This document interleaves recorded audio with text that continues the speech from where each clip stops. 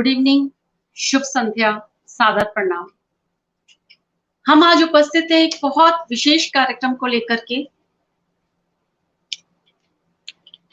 Movie the Kashmir files पर आज discussion है और वो डिस्कशन हमने क्यों रखी है अपने युगानुगुंज के पटल पर, उसका भी एक कारण है। लेकिन वो कारण बताने से पहले मैं चाहती हूँ कि जो अतिथिगण हैं हमारे साथ, हम उनका स्वागत कर लेते हैं। और कुछ आप लोगों में से कुछ लोग जुड़ चुके हैं और ठीक 7 बजे हम लोग इस कार्यक्रम को शुरू कर देंगे। तो कभी-कभी बहुत जरूरी हो जाता है किसी विषयों पर किसी कार्यक्रम को आयोजित करना। आज का विषय कुछ ऐसा ही है और इसलिए हमारे लिए बहुत जरूरी हो गया था कि हम एक ऐसा कार्यक्रम आयोजित करें आप सबके लिए, हम सबके लिए और कहीं से हमारे देश के लिए। तो आज दिन भी बहुत अच्छा है, तो मैं शुरुआत करने से पहले अपने अतिथिगण को यहाँ पर लेना चाहती हूँ अपने साथ। तो हमारे साथ उपस्थित हैं कमल हाक जी, बहुत बहुत प्रणाम आपको। अरविंद शारदा जी हमारे बीच उपस्थित हैं, बहुत बहुत प्रणाम। नमस्कार। और दीपक कचरू जी हमारे साथ उपस्थित हैं, बहुत बहुत प्रणाम आपको। बहुत स्वागत है आप सबका युगानुगुंज के पटल पर। तो कमल हाक जी और दीपक कचरू जी कश्मीरी पंडित हैं और कमल हाक जी ने सोशल एक्टिविस्ट हैं, काफी साल उन्होंने काम किया है जेनोसाइड वगैरह के अगेंस्ट। दीपक कचरू जी भी बिजनेसमैन है, लेकिन पोस्टर में उन्होंने अपने आप को एक कॉमन मैन जैसे ही दिखाया। अरविंद शारदा जी काफी लाइफ कोच हैं, स्लीप कोच हैं, काफी चीजें लेते रहते हैं, गाइड करते रहते हैं सोसाइटी को। तो आप सबका बहुत बहुत स्वागत है। हमारे बीच कुछ श्रोतागण जुड़ चुके हैं, आप सबका भी बहुत बहुत स्वागत है। 23 मार्च का दिन है आज। 23 मार्च 1931 को शहीद भगत सिंह, राजगुरु और सुखदेव जी को फांसी दी गई थी। तो आज का दिन बहुत पवित्र है हमारे देश के लिए, शहीदी दिवस है।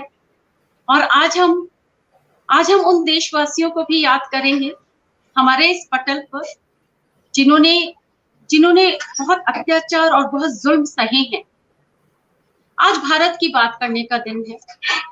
आज हर उस भारतवासी की बात करने का दिन है जिसके अन्याय को खामोशी से भुला दिया गया, जिसके जीनोसाइड का सच 32 वर्षों से किसी ने जानने की कोशिश ही नहीं की। तो आज हम सब एकत्रित हुए हैं द कश्मीर फाइल्स के बारे में बात करने के लिए, कुछ चर्चाएं करने के लिए। बात करनी शुरू करने से पहले इस मूवी के लिए विवेक अग्निहोत्री जी को और उनकी पूरी टीम को हम युगानुगुंज की तरफ से और हम सब की तरफ से, आप सब की तरफ से बहुत बहुत बधाई देना चाहते हैं कि उन्होंने एक सच को सामने लाया। कार्यक्रम की शुरुआत मैं करना चाहती हूँ इस मूवी में जितनों ने भी देखी है, एक लाजमी है एक कविता, एक प्रसिद्ध शायर की एक कविता को कश्मीरियों ने अपनी आजादी की आवाज बनाया। तो उस कविता के लिए ही एक आवाज आज हम यहाँ से दे रहे हैं। और लीना झा जी हैं हमारी सदस्य, जिन्होंने बहुत अच्छी कविता लिखी है। उनकी कविता ये प्रकाशित हुई है उनकी पुस्तक में, और मैं उनकी कविता का ही आखिरी पैराग्राफ सुनाती हूँ कि वो कहती है कि जब खुल के खुदा के तसव्वुर में अहले वफा इतराएगी, जब केसरिया लहराएगा हरियाली बल खाएगी, जब जुबान न टुकड़े बोलेंगे, जब नज्म वतन हित गाएंगे, जब गद्दारों की गोली से कोई सीना न कभी कोई छलनी होगा, जब वतन परस्ती से बढ़कर दूजी न कोई पूजा होगी, जब एक शहादत अरबों के मस्तक पर चढ़कर बोलेगी, लाजमी है हम भी देखेंगे, हम देखेंगे, हम देखेंगे, वो सहर कभी तो आएगी, वो सहर कभी तो आएगी। वाह। तो जब दिल से कोई प्रोग्राम करो तो कुछ ईश्वर भी सहायता करता है। मैंने नहीं सोचा था कि एक ऐसी कविता मेरे सामने आ जाएगी। मैंने आज ही उनकी पुस्तक मंगाई है और जैसे ही मैंने पुस्तक खोली, आप विश्वास नहीं करेंगे कि ये वाली कविता मेरे सामने थी। तो जैसे कि ईश्वर भी कह रहा हो कि कार्यक्रम की शुरुआत इस पैराग्राफ से करना, तो लाजमी है हम भी देखेंगे जी। तो क्यों रखी हमने ये पैनल डिस्कशन? 1994 में मैंने ये कहानी सुनी थी। हम कहानी ही कहेंगे, जब हम किसी के मुंह से सुनते हैं तो कहानी जैसा ही लगता है। तो एक रविंद्र रैना जी थे, हमारे ऑफिस में काम करते थे, उनसे हमने सुनी थी और 94 95 में ही मैंने सुनी। बिल्कुल ताजा ताजा जख्म था और जैसे उन्होंने बोला मैं उस दिन पूरी रात सो नहीं पाई।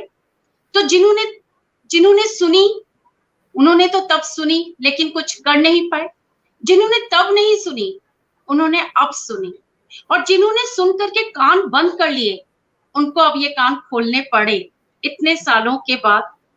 मूवी देख करके हुआ क्या, हुआ ये, ऐसा कुछ नया नहीं हुआ, सारी बातें वही है जो हमने सुनी थी। हुआ ये कि जो हमने सुन करके एक जो सिंपैथी हमारे अंदर हुई थी वो एम्पैथी में कन्वर्ट हुई, एक जो सहानुभूति हुई थी वो समानुभूति में कन्वर्ट होगी। वो कैसे हुआ? वो ऐसे हुआ कि हर देशवासी ने अपने आप को कश्मीर की गलियों में छिपते हुए देखा, हर देशवासी ने अपने स्पाउस के खून से भरे चावल को खाते हुए देखा खुद को, हर देशवासी ने अपने सामने अपनी मां को आरी से चीरते हुए देखा। और जब ऐसा देखा तो आंखें भर आई, फूट फूट करके हर देशवासी वहीं सिनेमा हॉल में रोया है। 10 मिनट तक उठ नहीं पाए हैं लोग सिनेमा देख करके, और इंसान खुद को संभाल नहीं पाया या हर देशवासी खुद को संभाल नहीं पाया। और जब एक भारतवासी द कश्मीर फाइल्स को देख करके आता है सिनेमा हॉल से बाहर तो ऑब्वियसली रिएक्शन होती है, और खासकर अगर आप कवि हो, लेखक हो, तो आप लिखते हो उसको पटल पर, रिएक्शन होती है। लेकिन फिर दुख कहाँ होता है कि जब उस रिएक्शन को ये बोला जाता है आप तो सियासत कर रहे हो, आप तो सियासत कर रहे हो क्योंकि आप लिख रहे हो, और वो भी वो लोग कहते हैं जिन्होंने वो अभी तक मूवी देखी नहीं है, क्योंकि वो सियासत कर रहे होते, सियासत उनके दिमाग में है।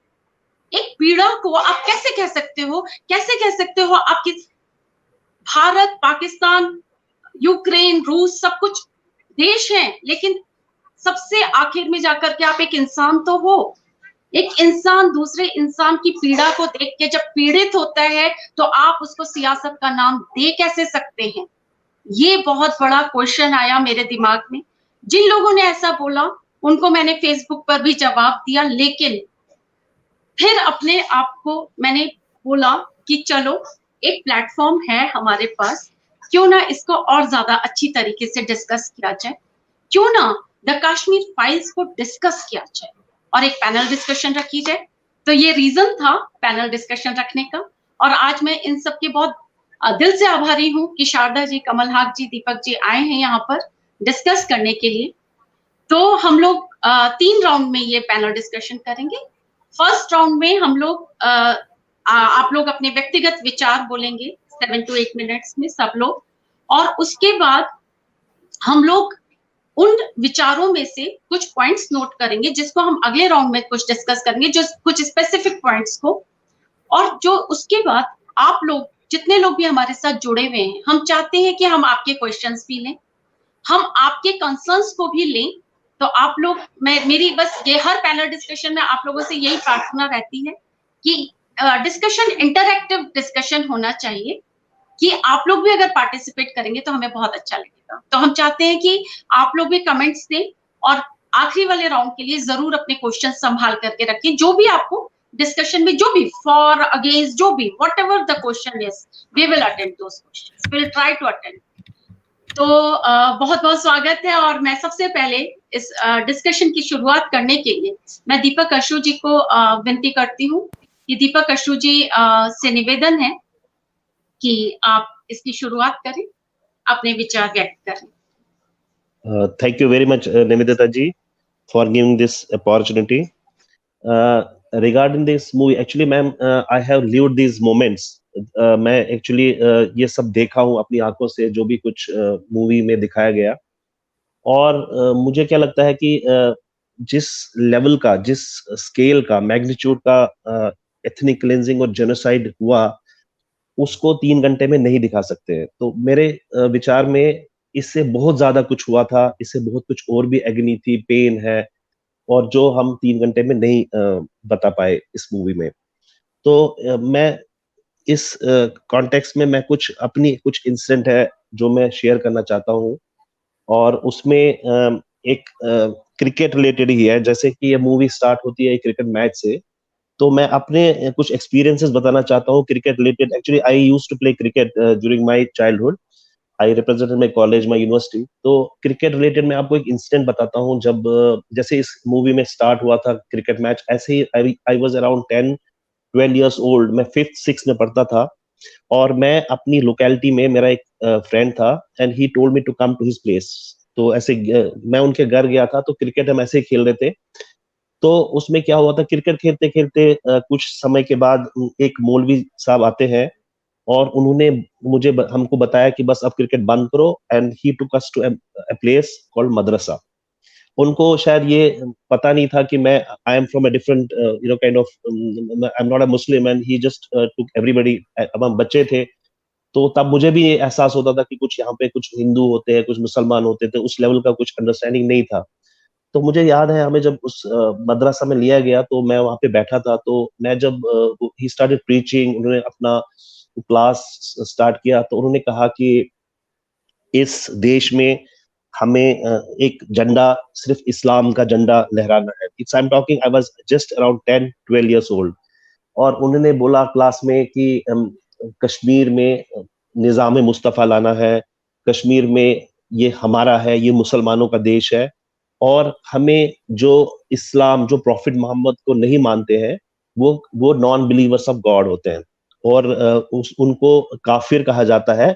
और we have to ensure that there is no kafir left in this world.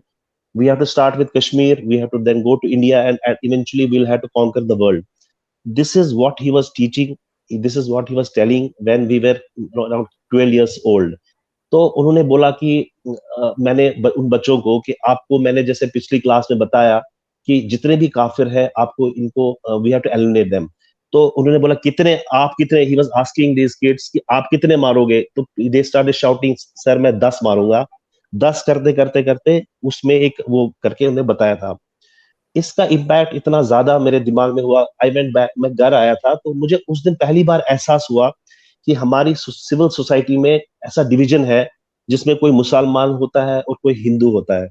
तो इसका मैं ये कह रहा हूँ, उसके बाद मैंने ये देखा कि उसके बाद दिस इज, मैंने काफी mushrooming of this मदरसाज, I could see many मदरसाज coming up, और ये सारा चीज। तो जो ये 1989 में दिखाया गया इस मूवी में, उससे पहले क्या क्या हुआ है उसके बारे में मैं जैसा चर्चा कर रहा हूँ। तो ये कोई एक अचानक की कहानी नहीं थी, इसके पीछे बहुत सारे डेकेड से कुछ काम चल रहा था। और ये जो रेडिकलाइजेशन था, ये जो कम्युनल माइंडसेट था, ये काफी अर्ली एज में मैंने देखा बच्चों के अंदर डाला जाता था। और इवेंचुअली जो 12 साल के थे तब, वो eventually they were in mid 20s when this militancy ultimately cropped up, when gun culture, open culture started in 89-90। तो ये वही इंडिविजुअल्स थे, वही यंगस्टर्स थे जो 20-22 साल के हुए थे। तो ये एक इंसिडेंट मुझे याद है कि कैसे ये स्टार्ट हुआ था। मैं फिर एक और चीज इसमें बताना चाहता हूँ कि इसमें जो क्रिकेट के जैसे मैं जुड़ा था, तो मैंने कुछ सालों के बाद, जब मैं ये देखा कि एक cricket matches were organised in the whole valley suddenly. Since I used to play cricket, मेरे को काफी टीम्स अप्रोच करती थी, वो बोलते थे आप हमारे साइड से खेलो। तो इनके जो प्राइजेस थे, बहुत लुक्रेटिव प्राइजेस थे। मुझे याद है, man of the match, man of the series, एक मोपेड दिया जाता था, तो बड़ा प्राइस्ड होते थे। तो मैं कुछ समझ नहीं पा रहा था इतना कैसे। तो ये जो cricket matches used to happen across the valley, in every nook and corner, I could see teams participating. तो कुछ सालों के बाद then we realized these small teams जो ये बनाए जाते थे, they actually turned out to be terrorist modules. ये एक 11-11 बैच का एक मॉड्यूल्स होते थे, जो इवेंचुअली मैंने देखा when I was late 18-19 years old. मैंने देखा ये सारे क्रिकेट टीम वाले लोग, they would cross the border, go to POK, get the training and come back. तो मुझे उस वक्त ऐसा इजी होता था, मुझे लगता है the way I go from Noida to Gurgaon, it is as easy as that to cross over to Pakistan, get the training and come back. So जो क्रिकेट के रिलेटेड इंसिडेंट्स थे, जो मैंने देखे हैं, आई विटनेस हूँ, ये मैंने just wanted to share with you कि ये सब पीछे चल रहा था। इसकी वजह से ये सारा जो रेडिकलाइजेशन हुआ, ये सारा उभर के आया फिर 1990s में, तो पीछे से काफी काम इसके बारे में चल रहा था। कुछ और इंसिडेंट जो मुझे जहन में है कि मेरे को याद है, मेरे पास एक मिलिट्री शू होता था। सो मेरे आर्मी में कुछ रिलेटिव थे, उन्होंने मुझे एक मिलिट्री शू दिया था। तो मुझे काफी लोग मेरे अपने फ्रेंड्स आते थे, उन्होंने मुझे कहा था कि यार ये मिलिट्री शू मुझे दे दो, और उन्होंने ये बोला कि हम इसको आपको 3 गुना पैसा देंगे। तो मुझे ये समझ नहीं आता था ऐसा क्या है मिलिट्री शू में। बाद में आई रियलाइज्ड कि this shoe they wanted because they wanted to cross over to POK. बात टेरेन वाज टफ, काफी बर्फ हुआ करता था, तो इस चक्कर में ये काफी लोगों से ये जूते देवर तो हमसे लिया करते थे, ऐसे कलेक्ट करके ये they used to cross the border. So this was a very common thing, और काफी easily people would go and come back. So एक टाइम ऐसा था, I am talking about 80s में ऐसा हुआ था। और मुझे ये भी याद है जिन लोगों के साथ हम खेलते थे, जो मेरे नेबरहुड में होते थे, मैं जब उनसे मिलता था, आई एम टॉकिंग अबाउट 80, 88, 89, तो मुझे काफी बार ऐसा एहसास हुआ था कि हमारे से जब हम चलते थे, तो मुझे ये अपने दोस्त लोग बोलते थे कि यार वो they used to keep a distance of around 8 to 10 feet and they would not catch up with us when we were walking. तो मुझे कुछ समझ नहीं आता था ऐसा क्या होता था। देन वी रियलाइज्ड कि उनको ऐसा पता था कि these Kashmiri Pandits are the target, and उनको ये डर लगता था कि अगर हम इससे क्लोजली चले, इसके स्टेप मैच करें, तो हमारे में हम इसको हमला मार सकते हैं, तो हमारे कोई गोली ना लगे। This is exactly I have seen, और ये मैं एक्चुअली शेयर करना चाहता था, क्योंकि बिकॉज ये सारा चीज, काफी ज्यादा चीज मूवी में दिखा नहीं पाएंगे 3 घंटे में। तो coming back to this movie, एक और चीज मैं बताना चाहता हूँ कि काफी लोग, जो मैंने रिमार्क्स पढ़े, काफी लोग कश्मीर से भी मैंने देखा, उन्होंने ये कहा कि इसमें क्या है कि इसमें ये वन साइडेड स्टोरी है, इसमें हमारा पहलू नहीं दिखाया गया, इसमें हमारा जो पॉइंट ऑफ व्यू है ठीक है, तो इसमें वन साइड ये प्रोपेगेंडा है। तो मैं इसके बारे में कुछ अपने विचार रखना चाहता हूँ कि मैंने ये, उसने बोला कि मुस्लिम्स आल्सो गॉट किल्ड, हमारी मेजोरिटी कम्युनिटी के बहुत सारे मरे। तो उसमें क्या था कि उन उसके बारे में नहीं बताया गया। तो मैं एक चीज ये कहना चाहता हूँ कि जो इस मूवी ने बहुत अच्छे तरीके से बताया, जितने भी मुसलमान मरे, जितने भी मुसलमान मरे, कोई इसलिए नहीं मरा है कि वो मुसलमान था, बट जितने भी कश्मीरी पंडित मिले, वो हमेशा इसलिए मरे कि वो कश्मीरी पंडित थे। This is a big difference, and that's why this movie has literally help to communicate और कन्वे टू द नेशन कि we were killed just because we are Kashmiri Pandits. तो ये एक पॉइंट है जो मैं बताना चाहता था। दूसरा चीज, मैंने काफी क्रिटिक्स देखे जो इस मूवी पे रिएक्ट कर रहे थे, तो वो कह रहे थे कि अगर एक आपने मूवी बनाई कश्मीर फाइल्स, तो आपको एक गोधरा फाइल्स बनानी चाहिए थी, आपको मुजफ्फरनगर फाइल्स बनानी चाहिए थी, ताकि आप बैलेंस्ड व्यू दिखाए देश को। तो मैं ये बताना चाहता हूं कि it is totally unfair and irrelevant basically to have a comparison between Kashmir and the other rights. It's not a right, we are not talking about a rights. Right में मेरे को क्या लगता है, एक होता है कि कुछ लोग लड़ते हैं, कुछ मरते हैं, किसी कम्युनिटी ने इनको मारा, किसी कम्युनिटी ने इनको मारा, that is a right. But Kashmir जो है, ये किसी भी मुसलमान को किसी कश्मीरी पंडित ने नहीं मारा। So this is not what we can compare. किसी भी राइट में, किसी भी ट्रेजेडी जो इंडियन हिस्ट्री में ऐसा कभी नहीं कहीं हुआ जिसमें ये कहा गया relive gelive to salive, you convert, you leave, or you get killed. This is unprecedented, this has never happened. किसी भी राइट में ये नहीं बोला गया कि आप हमारा वतन छोड़ दो, अपनी अपनी अपनी औरतों, अपनी डॉटर्स को छोड़ दो पीछे, ऐसा कहीं नहीं हुआ। कोई भी राइट, ये हमारा जो अभी जेनोसाइड है, it is still continuing. I think this is the 32nd year. तो इतने साल कोई भी राइट चला नहीं। अभी हमारा 32 साल हो गए, we are still feeling the pain, agony, and our community members are still getting killed. कुछ महीने पहले this has happened again. So ये नरेटिव रखना, ये कंपैरिजन बनाना कि हमें दूसरा पहलू दिखाना, तो this comparison is uncalled for. एक और चीज मैं जो इसमें कहना चाहता हूँ कि जो मुझे एक नरेटिव हमने काफी कुछ सुना था, बट जब से हम माइग्रेशन से निकल आए थे, तो मैंने एक नरेटिव देखा, ये काफी नेगेटिव, फॉल्स नरेटिव था, और इसको इतनी बार बोला जाता है कि अब इसको सच माना जाता है। तो इस मूवी के माध्यम से ये कम से कम लोगों को समझ आया कि ये सब नैरेटिव फेक है। तो एक नैरेटिव जिसके बारे में मैं कहना चाहता हूँ, जो हमेशा बोला जाता है कि जगमोहन ने सारे कश्मीरी पंडितों को निकाला, देयर वाज अ कॉन्स्पिरेसी, इसको हैच किया गया न्यू दिल्ली में, और उस कॉन्स्पिरेसी की वजह से इन कश्मीरी पंडितों को निकाला गया। अब मैं एक पर्सनल बताता हूँ। आई लेफ्ट इन अप्रैल 1990। मुझे याद है कि मेरे अंकल है, उनके एक जान पहचान के थे। My uncle was in business, वो शॉल का बिजनेस करते थे। तो उनके एक मुस्लिम फ्रेंड है, उन्होंने इनको एक बार बोला अप्रैल में कि मैंने ये सुना है कि यहाँ पे हिंदू कम्युनिटी के यूथ को टारगेट किया जाएगा, तो मेरी रिक्वेस्ट है आप, because I live in joint family and we I had around, मेरे कजिन मिला के कम से कम 10-12 मेरी एज के लोग थे। तो मेरे को उन्होंने, मोहम्मद अमीन था उनका नाम, उन्होंने बोला मेरे अंकल को कि आप अपने बच्चों को यहाँ से जाने दो और निकालो, क्योंकि मैंने सुना है कि कुछ होने वाला है आपकी लोकेलिटी में। तो मेरे अंकल आए, उन्होंने मुझे बोला कि ऐसा मैंने सुना, तुम अपने यार दोस्त जो आपके तुम्हारे पड़ोस में है उनको भी बोलो, अगर हम जाना है तो हम एक साथ जाएंगे। तो तो मेरा एक फ्रेंड था, मेरा क्लोज फ्रेंड था, mister Sushil Kotru. He was very close to my place, हमारे घर के पास से। तो मैंने उसको बोला कि आप भी चलो, तुम भी चलो, हम सब जा रहे हैं। तो उसने मुझे बोला कि मैंने कोई बैंक का एग्जाम दिया है और जब तक कि उसका रिजल्ट नहीं आएगा मैं नहीं जा पाऊंगा। तो ultimately he didn't come with us. तो मुझे याद है एक रात को मैं सोया था, तो मेरे अंकल आ गए, मुझे बेड से निकाला। This is around 18th 19th if I'm not mistaken, अप्रैल 1990। उन्होंने मुझे रात को 10-11-12 बजे बेड से निकाला। मैंने एक कुर्ता पैजामा पहना था, मुझे इतना घबराहट हुई तो मैंने चप्पल भी नहीं पहनी। मैं नीचे उतरा और मैं, नीचे एक ट्रक थी, हमारे घर के सामने एक ट्रक थी, बारिश हो रही थी, जितने भी मेरी कजिन है सबको ट्रक में डाला गया। करीब 12-13 थे हम, और हमें बोला कि आप जम्मू चले जाओ। तो मैं उस ट्रक में जम्मू गया, और उसके बाद मेरे पास कुछ भी नहीं था, मेरे पास चप्पल भी नहीं थी, मैंने कुछ नहीं लिया घर से। मैं 25 साल तक घर नहीं लौटा उसके बाद।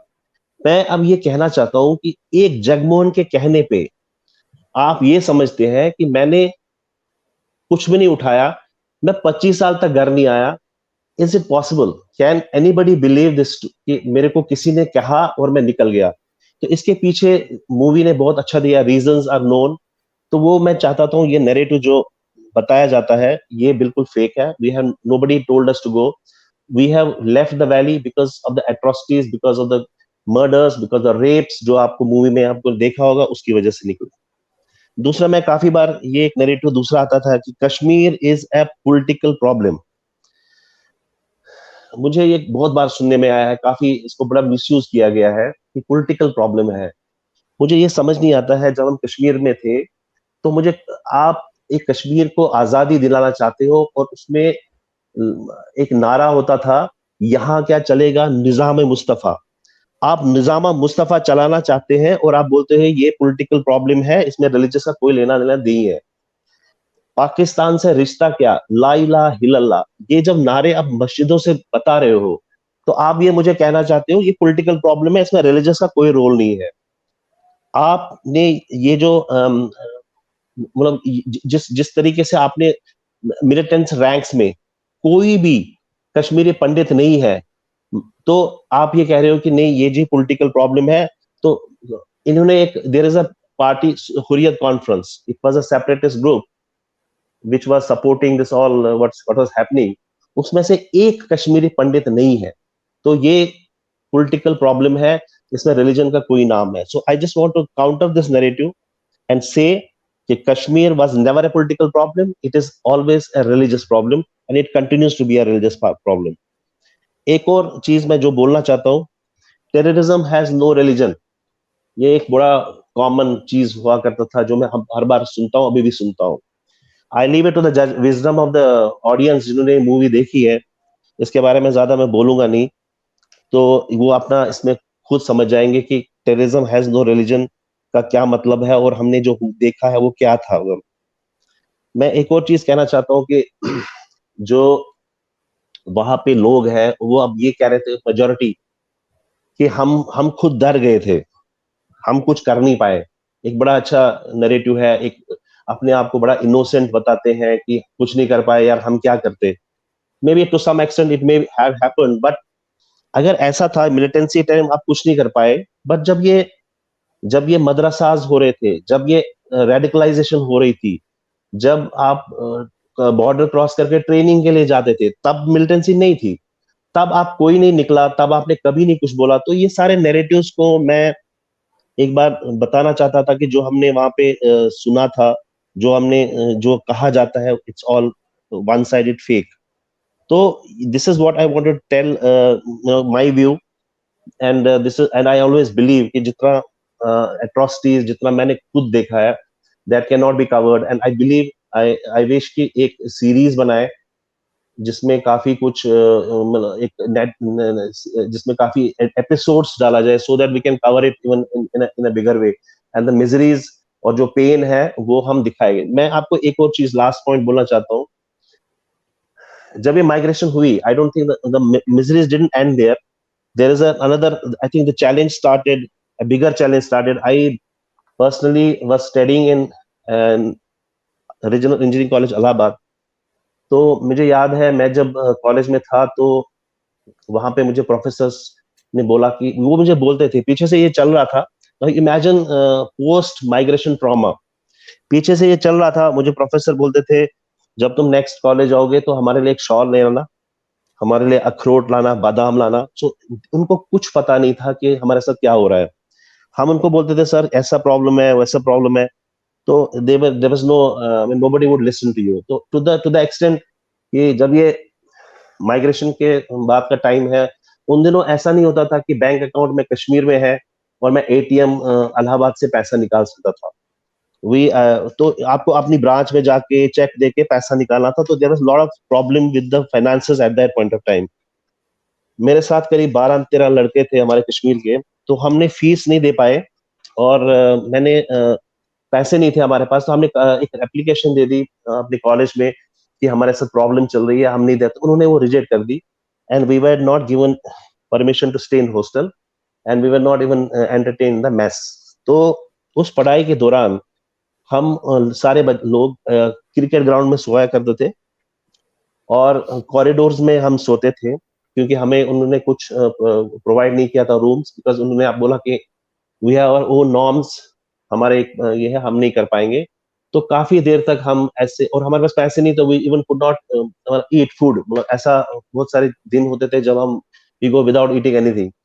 उधर से पीछे से ये प्रेशर था कि अब हमें पढ़ाई अच्छी से करनी है, we should get a good job, a good percentage. तो ये सारी चीजें चल रहा था, और इसी के दौरान पीछे से जब माइग्रेशन हुई थी, तो जब लोग जम्मू आए थे, तो जम्मू का इंफ्रास्ट्रक्चर इतना ज्यादा नहीं था, because it was a huge number of people came all of a sudden.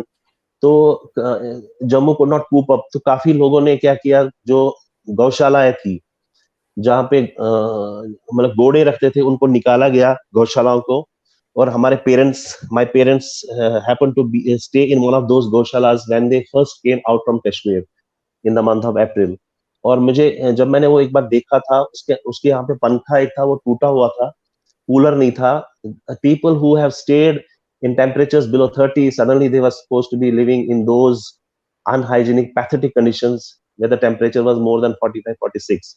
ये जब भी मैं इसके बारे में सोचा था कॉलेज में, ऊपर से हमारे कॉलेज वाले भी कोऑपरेट नहीं कर रहे थे, it was extremely horrible, it was a trauma, मतलब बहुत पेन एंड एग्नी थी।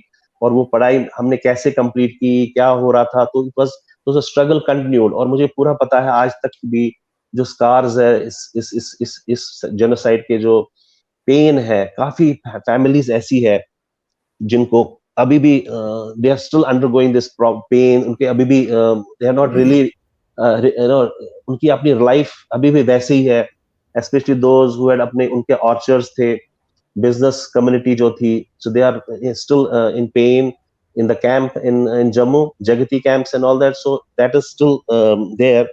और मुझे ये भी यकीन है कि इस मूवी में एक फैमिली की एक पेन दिखाई है, और every Kashmiri Pandit who migrated, you know, relates to this movie, and every family has a story to tell. Or there are this lot more which I believe is there, and and this is what I wanted to share with the panel. Thank you Deepak ji, बहुत दिल भर आया आपकी काफी बातें सुन के। मैं थोड़ा गेस्ट जितने भी लोग आ गए हैं हमारे ऑडियंस, मैं उनका स्वागत कर रही हूँ। काफी सारे लोग बहुत इमोशनल हैं, बहुत सारे कमेंट्स भी दे रहे हैं।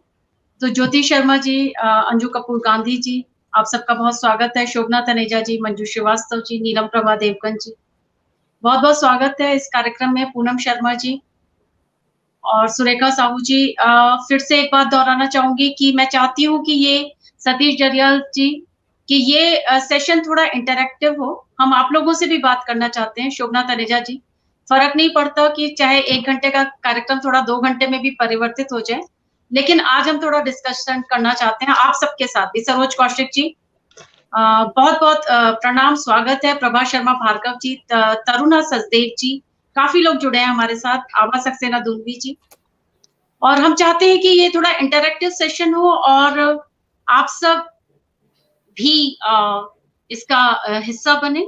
तो आप लोग अपने क्वेश्चंस जो थर्ड राउंड है उसके लिए जरूर लिखिएगा। तो दीपक जी की काफी सारी बातें सुनी और 2-3 चीजें जो हम डिस्कस करना चाहेंगे नेक्स्ट राउंड में, आप लोगों ने भी कुछ नोट किया होगा, तो मैं कुछ बताना चाहती हूँ। एक तो एक चाइल्ड साइकोलॉजी क्या होती है टेरर को देख करके, एक इस चीज को। एक इन्होंने बोला जो 80s में बॉर्डर क्रॉसिंग जो था, इट वाज सो इजी। तो ये मेरी समझ के बाहर है कि इतना इजी कैसे था, जबकि उसके पहले हमारी कितनी बार वॉर हो चुकी थी पाकिस्तान के साथ। तो मतलब गवर्नमेंट का क्या रोल था इसके अंदर। तीसरा मुझे बहुत अच्छा लगा इनका पॉइंट जो इन्होंने बोला कि रायट वर्सेस जेनोसाइड। सो आप जेनोसाइड को रायट का नाम मतलब उसके साथ कैसे कंपेयर कर रहे हैं। बाकी तो बाकी काफी सारी चीजें उन्होंने बोली जो कि हम सब जानते हैं, मतलब हम सबको भी समझ आ रहा है कि निजाम मुस्तफा, रलीफ, गलीफ, शलीफ, ये रिलेटेड टू रिलीजन था, इट वाज नॉट पॉलिटिकल।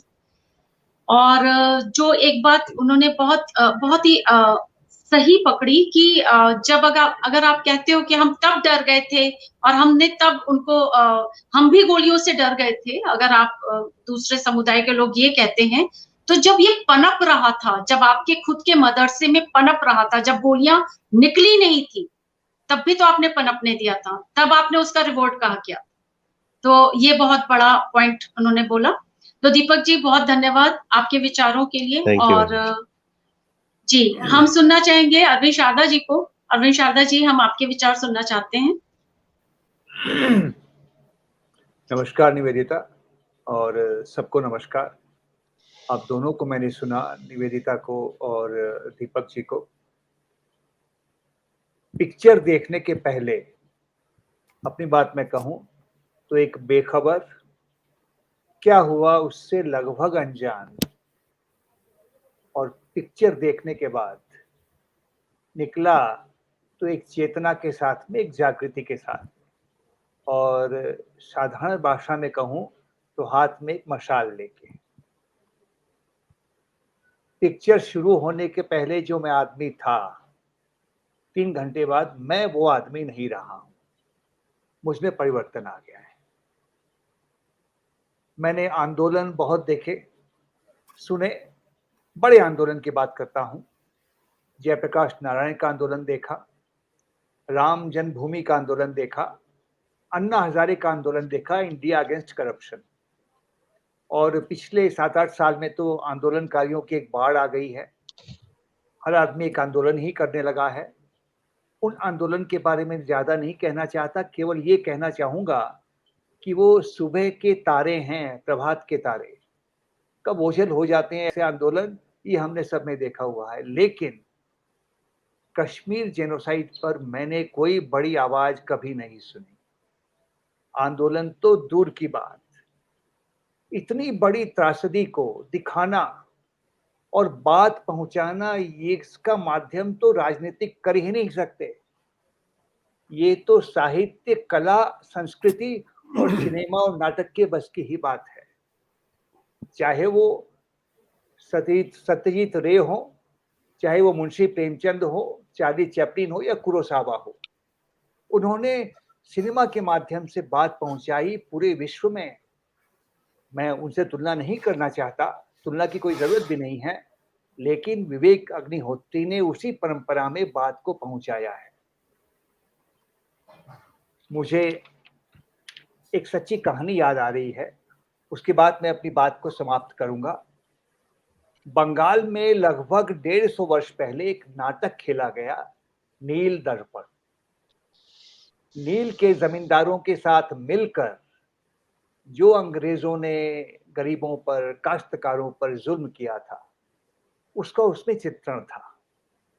और महान अभिनेता, जहां तक मेरा ध्यान है, शिशिर भादुड़ी अभिनय करते थे अंग्रेज का। वो नाटक बहुत पॉपुलर हो गया और एक बार उस नाटक का कलकत्ते में मंचन हुआ।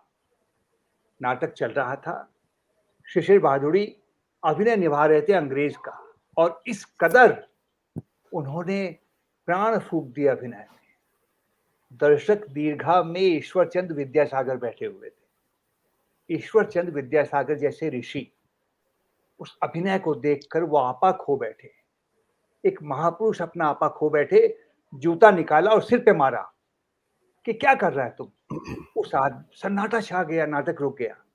उस आदमी ने जूता उठाया, सिर पे लगाया, हुजूर जूता इनाम, मेरा काम पूरा हो गया। आजादी को पहुंचाने के लिए जूते को उसने इनाम माना। तो मैं तो यही कहूंगा, छोटी सी बात, उसके बाद समापन करूंगा, कि विवेक अग्निहोत्री भी ये कह सकता है, हुजूर जूता इनाम, मेरा काम पूरा हो गया। इन्हीं शब्दों के साथ निवेदिता, मैं आपको वापस माइक सौंपता हूँ। बहुत अच्छा। तो शारदा जी ने काफी एक बहुत अच्छी चीज बोली कि जो सिनेमा का इफेक्ट क्या होता है एक पब्लिक के ऊपर। तो जो मैं भी यही कह रही थी कि हम जो सिंपैथी में कैसे कन्वर्ट हुई कि हम अपने आप को उस जगह का एक हिस्सा मानने लगते हैं। जब सामने इतने चलचित्र में चीज हो रही होती है, तो हम खुद भी उस जो पीड़ित इंसान है, वो जो परिवार है, उसका एक हिस्सा मानने लगते हैं। इसलिए इतना इम्पैक्ट होता है। तो बहुत अच्छा, इस चीज को भी डिस्कस करेंगे हम सेकेंड राउंड में। और अब मैं कमल हाक जी को बहुत प्रणाम करती हूँ और बहुत स्वागत करती हूँ कि आप अपने विचार रखें प्लीज। धन्यवाद निवेदिता जी, और सभी देखने वाले जो हमें देख रहे हैं, सुन रहे हैं, उनको इस कार्यक्रम में शामिल होने के लिए धन्यवाद। बात चली कश्मीर फाइल्स को लेके। जब ये सच्चाई है कि जब से इस प्रोजेक्ट पे काम शुरू हुआ, क्योंकि इस प्रोजेक्ट के पीछे जितने भी हमारे कश्मीरी समुदाय के जो लोग थे, स्पेशली इन फॉरेन, तो वो हमारे को एक्टिविस्ट रहे हैं पिछले 32 सालों से। हमारे स्ट्रगल के बड़े इम्पोर्टेंट एलिमेंट्स रहे हैं। तो थोड़ी बीच बीच में उनसे बातचीत होती रहती थी कि ये हो रहा है कि हम बना रहे हैं, कोई अग्निहोत्री जी कर रहे हैं, ऐसा कर रहे हैं, मतलब कुछ मोटी मोटी बातें कुछ पता चल रही थी। लेकिन मेरे मन में हमेशा एक प्रश्न उठता था, जो कि शायद 11 मार्च तक भी थे मेरे मन में, कि मैं ये सोच रहा था कि 2.5 घंटे की पिक्चर में विवेक अग्निहोत्री जी क्या कुछ ऐसा बताएंगे कि जो मैंने नहीं देखा है, जो हमने नहीं भुगता है, जो हमने मतलब सहा नहीं है। क्या बताएंगे, कौन सी नई बात होगी उसमें जो कि हमें नहीं पता है।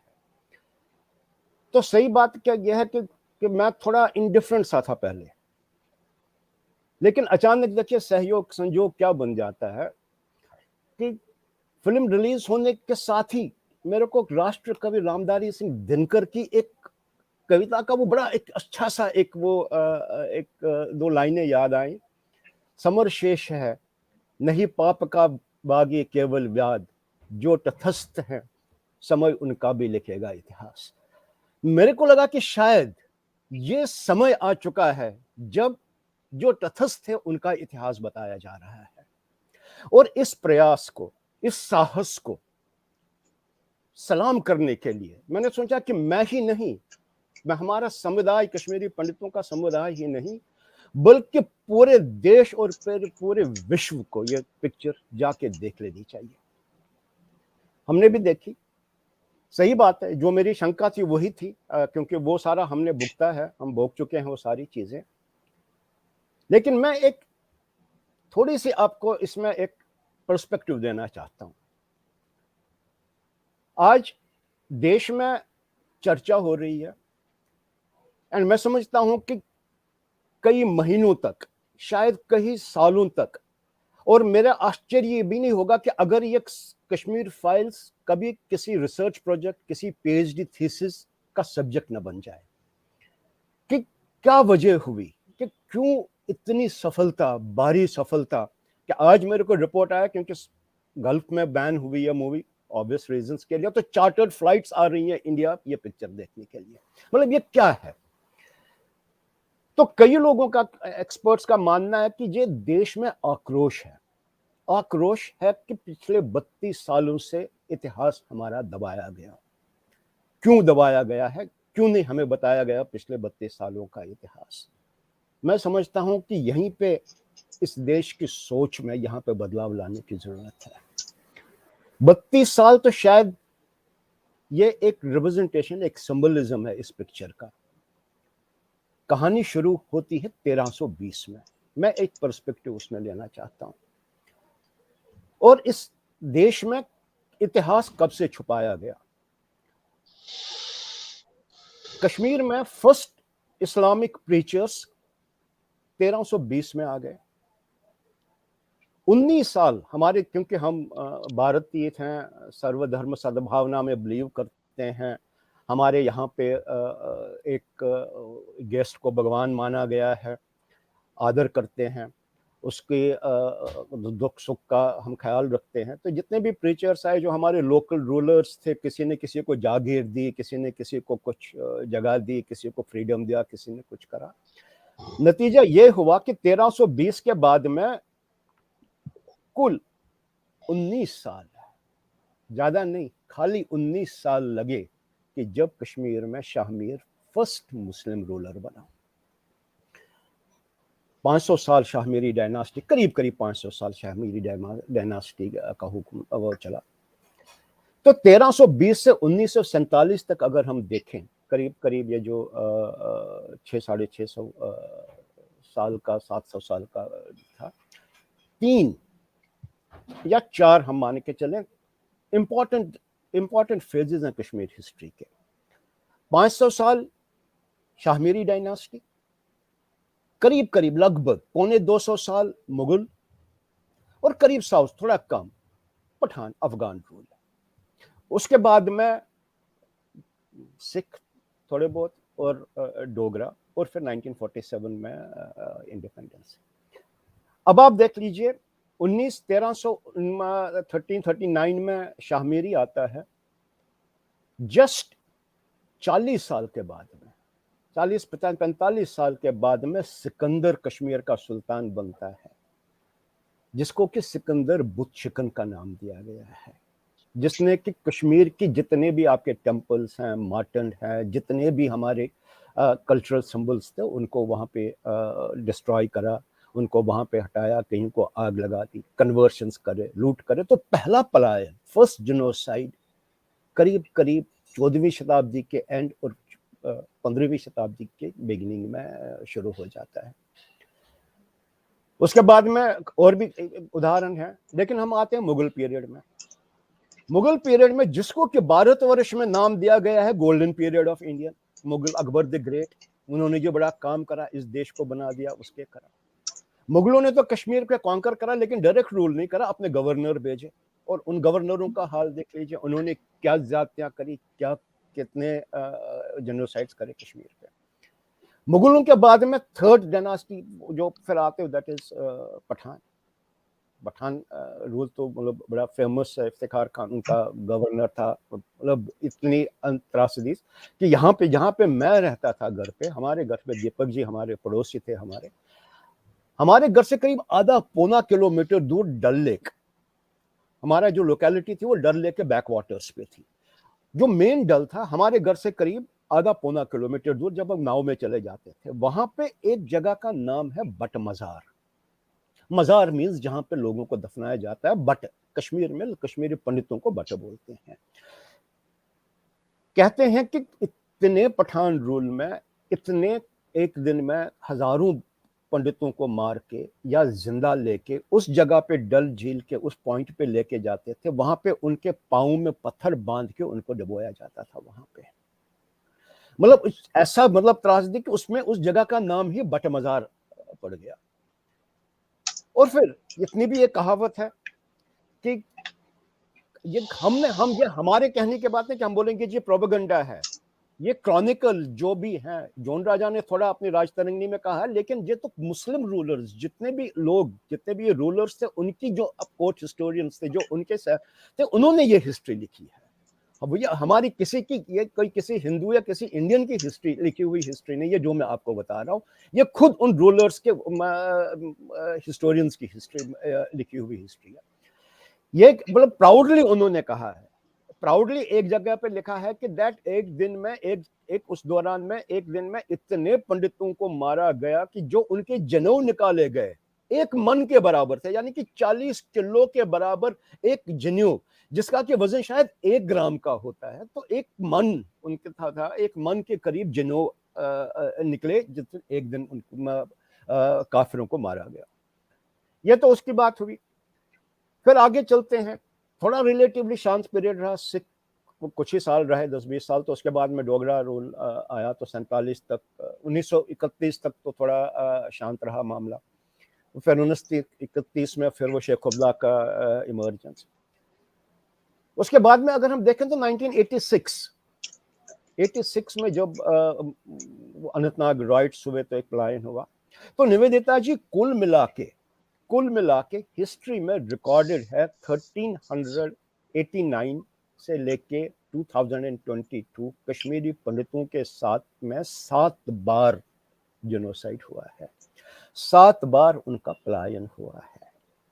लेकिन इस देश की त्रासदी है, इस चीज की खबर 32 साल तो ये ठीक है, लेकिन हमारे अपनी हिस्ट्री नहीं पता है।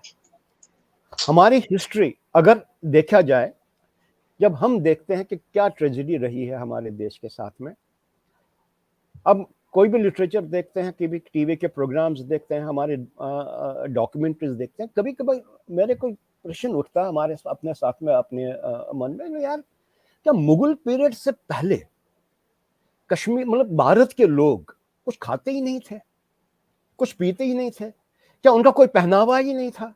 क्या उनकी कोई भाषा ही नहीं थी? क्या उनका कोई सभ्यता ही नहीं थी? क्योंकि जो हमें पढ़ाया गया, बचपन से पढ़ाया गया, कश्मीर में पढ़ाया गया, सारे भारतवर्ष में पढ़ाया गया, हमारे यहाँ पर तो मुगलों से ही सब कुछ हुआ है। उसके पहले तो कुछ था नहीं, मुगल तो ग्रेट थे, उससे पहले तो था ही नहीं। हमारे यहाँ पे आज तक कश्मीर के छोड़िए, कश्मीर तो मतलब एक दबी हुई दास्तान है। पूरे भारतवर्ष में ललितादित्य मुक्तापीर का नाम ही नहीं है कहीं पे, जो कि शायद अलेक्जेंडर से भी बड़ा कॉन्करर था, जिसने कि पूरे कंधार से काम्बोज तक, पीक कश्मीर से लेके नीचे साउथ तक जिसका के साम्राज्य था, एक कश्मीरी किंग थे। कश्मीर में गजनवी को 2 बार उसने कश्मीर पे अटैक करा, 2 बार उसको वहां से हराया गया, लेकिन इतिहास में कभी हमें पढ़ाया ही नहीं गया। कहते हैं कि जब अंग्रेज लोग इंडिया आए, उन्होंने यहाँ पे जितने भी जो इंटेलेक्चुअल्स उस टाइम पे थे, उनको बोला जी आप लोगों में तो आप तो बताते हो हम महान है, हमारे ये है वो है, लेकिन आप में 2 कमियां हैं, जो आपकी 2 डिफिशियंसीज हैं। 2 डिफिशियंसीज आपकी ये है कि आपका समय और इतिहास का कोई पर्सपेक्टिव ही नहीं है। यू लैक इन हिस्ट्री, क्योंकि आपके पास में कुछ है ही नहीं, आपके पास में रिटन हिस्ट्री नहीं है। और वे ये सुनने में आया, पढ़ने में आया कि दैट मान गए वो इतिहासकार, जो कि यहाँ पे बुद्धिजीवी थे, हाँ जी हमें ये कमी रही है हमारे देश में, हमने ये नहीं करा। लेकिन उसके बाद में जब वो कश्मीर गए तो पता चला कि यार वहां पे तो 10वीं शताब्दी में, 10वीं-11वीं शताब्दी में कोई कलहंद पंडित उतरे हैं, जिन्होंने कि 500 साल की हिस्ट्री क्रोनोलॉजिकल ऑर्डर में लिखी है। और आश्चर्य की बात है, मैं दावे के साथ में कह सकता हूं कि कश्मीर में 1990 में जो करीब 3.5 लाख 4 लाख कश्मीरी पंडित का पलायन हुआ, उसमें से 99% लोगों को पता ही नहीं था कि हमारी कोई हिस्ट्री भी है राजतरंगिणी, क्योंकि कश्मीर में इसके बारे में कभी बताया ही नहीं गया। अब कश्मीर में तो ये हालात है युग की, जैसे भी हुआ, क्यों भी हुआ, क्यों, क्या देश की क्या कंपल्शंस थे, राजनीतिक कंपल्शंस क्या थी, वो तो अलग बात है। लेकिन दुर्भाग्य ये है कि देश को भी इस इंफॉर्मेशन से छुपाया गया। देश के लिए भी खाली कश्मीर का नहीं, हमारे अपने देश का गौरवशाली इतिहास को दबा के रखा गया। तो मैं समझता हूं कि इस मूवी से, इस कश्मीर फाइल्स की मूवी से, जो कि कई लोगों का कहना है कि यार ये तो टिप ऑफ द आइसबर्ग है, वाकई टिप ऑफ द आइसबर्ग ही है, क्योंकि कहानी यही नहीं है जो उसमें दिखाया गया। कहानी 4 लाख कश्मीरी पंडित की जो पलायन करके गए, उनके पास में 4 लाख कहानियां हैं। इसके लिए तो एक जन्म क्या, एक युग की जरूरत है उनको रिकॉर्ड करने के लिए, उनको आपके सामने लाने के लिए। किसी भी मैं आपको बता देता हूं एक छोटी सी, मेरे को याद है 28 अप्रैल 1990 तक मैं कश्मीर में था, और रात के अंधेरे में बारिश में मैं और मेरी बीवी अपनी 9 महीने की बच्ची को, हमारी डॉटर को कश्मीर में छोड़ के भागे हैं। बंटवारा वहां पे कंटोनमेंट एरिया है, पैदल वहां पे हमने बम्बू की आवाज सुनी, रास्ते में क्रॉस फायरिंग सुनी, लेकिन हमारी इतनी मजबूरी बनी, हमें भागना पड़ा। हम गए वहां पे और किसी तरीके से हम जम्मू आके दिल्ली आ गए। और मैं, मेरे घर में दीपक जी हमें ऐसे पड़ोसी थे, जानते होंगे, 4 स्टोरी हाउस में रहते थे। हमारे पास में करीब सामने 8-9 करीब कम से कम 800-900 मीटर का जमीन था, बाग थे। और मैं और मेरी बीवी दिल्ली आके 3 रात श्रीनिवासपुरी के फुटपाथ पे सोए हैं। कुछ हमारे पास में था न जाने की जगह। मतलब ऐसी कहानियां, ऐसी स्टोरीज, और क्यों ऐसा करना पड़ा उसके पीछे भी स्टोरी। तो हर एक कश्मीरी पंडित के पास में स्टोरी है। तो मैं समझता हूं कि एक बहुत ही बड़ा काम करा है, एक बहुत ही बड़ा काम करा है कश्मीर फाइल्स ने। ना कि ये 32 साल तो एक इंसिडेंट है इस सारी कहानी में। मैं समझता हूं कि देश की जागृति है, ये शायद एक ट्रिगर करेगा इस देश में अपना इतिहास जानने के लिए, जो कि ये देश भूल चुका है। और जिस दिन अगर ये उस चीज में 10% ही सक्सेसफुल रहा, तो मैं समझता हूं कि एक देश, जैसे कि अरविंद जी ने कहा कि मशाल जलाई, तो इस देश में कई मशालें जल जाएंगी, कई धारणाएं टूट जाएंगी, कई मिथ्स टूट जाएंगी। और इतना ही नहीं, हो सकता है कि अगले सत्र में इस पे चर्चा करेंगे। तो अभी मैं यहीं पे इसको विराम देता हूं। लेकिन एक जरूरी है कि पिछले 32 सालों में इस पिक्चर के आने तक क्या कश्मीरी पंडितों ने स्ट्रगल करा, क्या आयाम जोड़े इसमें, कहां तक हमने अपनी बात पहुंचाने की कोशिश करी, पहुंचे, और क्या हमें रिस्पॉन्सेज मिले।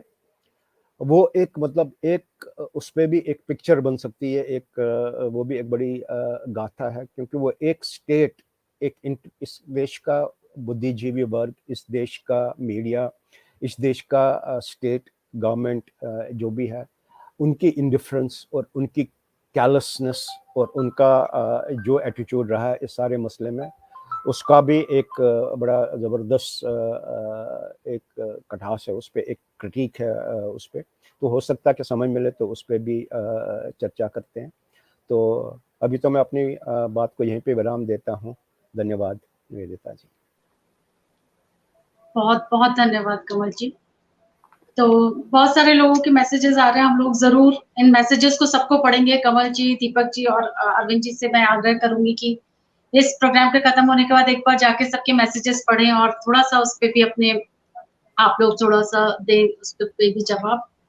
तो कमल जी ने बहुत बहुत बड़ी बात बोली कि जो हिस्ट्री है उसको छिपाया गया या बिगाड़ के बताया गया। तो हम जब देश की बात करते हैं तो ये तो किसी भी देश के लिए बहुत बड़ा पाप है कि तुम उसकी हिस्ट्री को ही दबा दो। और जब आज उस हिस्ट्री का एक छोटा सा हिस्सा हमारे सामने आया है, तो कितना सारा हिस्सा हमारे देश का ये कह रहे हैं आंखें बंद कर लो, पॉलिटिक्स मत करो, इस सच को मत देखो। मतलब हिस्ट्री के साथ तो जो किया गया आप आज किसी ने कोशिश करी है कि किसी सच को सामने लाने की, तो वहां से भी बोला जा रहा है कि आंखें बंद कर लो। बहुत बहुत अच्छी बात बोली और आपने काफी एलैबोरेटली बोला। दूसरा जो आपने वो जो इंडिफरेंस और कैलेसनेस की बात बोली, मूवी देख करके जो मेरे को भी बहुत ज्यादा आत्मा कचोटी, इस चीज से बहुत आत्मा कचोटी जो उसमें भी दिखाया गया मूवी में कि क्या इंडिफरेंस था। किसी ने वहां से फोन कर रहे हैं लोग और वहां से जवाब नहीं दिया जा रहा है, फोन नहीं उठाए जा रहे हैं। तो वो जो इंडिफरेंस था जिसको उन्होंने सहा कश्मीरी पंडितों ने, क्योंकि अल्टीमेटली किसी भी देश के किसी भी कोने में अराजकता होती है तो आप कहां पर विश्वास करते हो? आप गवर्नमेंट पे विश्वास करते हो। तो कश्मीरी पंडितों ने भी वही किया ना, गवर्नमेंट पे विश्वास किया, वहां से वो कोशिश कर रहे थे कनेक्ट करने की, बट कहीं से भी उनको कुछ भी सहायता नहीं मिली। तो इसको भी डिस्कस करेंगे हम सेकेंड राउंड में कि ऐसा क्यों हुआ और क्या था। मैं 2-4 पॉइंट्स बोलना चाहती हूँ, हालांकि मैंने भी काफी चीजें देखी सुनी और 2-3 लोगों के, तो एक जो मैं शब्द बोल रही हूँ, कुछ बातें शायद किसी और ने भी बोली हो तो मैं उसकी बात दोहराऊंगी, लेकिन जो मेरे को ये चीज लगी उसके अंदर जो एक खास यूनिवर्सिटी के लोग जो भड़काते हैं लोगों को कि तुम्हारा जो कश्मीर है, तुम वहां पर क्या क्या भुगत रहे हो और तुमको आजादी मिलनी चाहिए। आजादी के नाम पर एक तो ये नरसंहार किया गया और अभी भी आजादी के नाम पर नारे लगाए जाते हैं। कश्मीरी मुस्लिम्स की जो भी वहां पर बच्चे हैं उनकी आजादी की, आजादी किस चीज की? वो ये कहते हैं उनका कहीं पे शोषण हो रहा है या उनके विकास की नहीं सोची जा रही है। तो ऐसा तो हमारे गढ़वाल, हिमाचल प्रदेश या कितने स्टेट्स होंगे जहाँ पे कितनी तरह की प्रॉब्लम्स होंगी। तो किसी ने, आज मैंने वीडियो सुना, इतना अच्छा बोला और आप आश्चर्य करेंगे कि एक मुस्लिम लड़की ने बोला कि अगर माँ ने तुमको अगर खाने में नमक कम डाला या किसी चीज में चीनी कम डाली तो तुम क्या बोलोगे? अभी वो मेरी माँ नहीं है, मेरी तो माँ दूसरी है। ऐसा तो हम कभी भी नहीं बोलते। तो एक वहां पे कश्मीरियों के दिमाग में ऐसा क्यों है, जो बचे हुए हैं वहां पर, कि ये भारत उनका देश नहीं है, तुम अपनी मातृभूमि के लिए ऐसे कैसे सोच सकते हो? तो एक तो ये चीज थी। दूसरा, एक जो मैं बात करना चाहती हूँ, ट्रस्ट फैक्टर कहीं पे भी नहीं है। जैसे अगर आर्मी उनको चलते हुए आज की डेट में कहती है कश्मीरी मुस्लिम्स को कि तुम अपना आई कार्ड दिखाओ, तो उनको लगता है कि ये आर्मी हमारी दुश्मन है। या फिर कोई कश्मीरी मुस्लिम ये कहता है कश्मीरी पंडितों को जो चले गए, क्योंकि अगर कश्मीरी पंडितों का ट्रस्ट खत्म हुआ है तो उसकी बहुत बड़ी वजह है, लेकिन वो खत्म हो चुका हुआ है।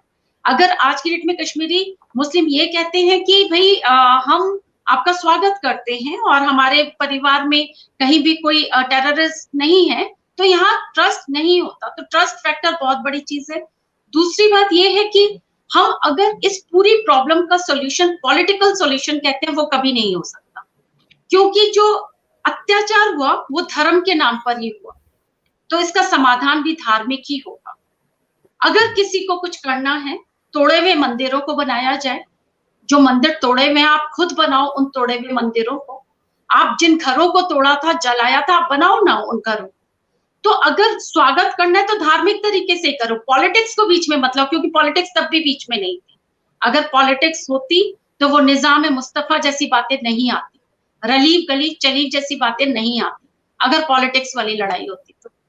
और एक और बहुत बहुत बड़ी बात कहीं पे पढ़ी मैंने और सुनी भी, कि जो आर्टिकल 370 था उसकी वजह से तो किसी ने ना बाकी स्टेट्स की भी ना करते हैं कंपैरिजन कश्मीर के साथ, लेकिन एक बहुत बेसिक चीज थी कि कश्मीर को सेंट्रल फंड तो मिल रहा था सेंट्रल गवर्नमेंट से, लेकिन उस फंड पे क्वेश्चन नहीं कर पा रही थी गवर्नमेंट आर्टिकल 370 की वजह से।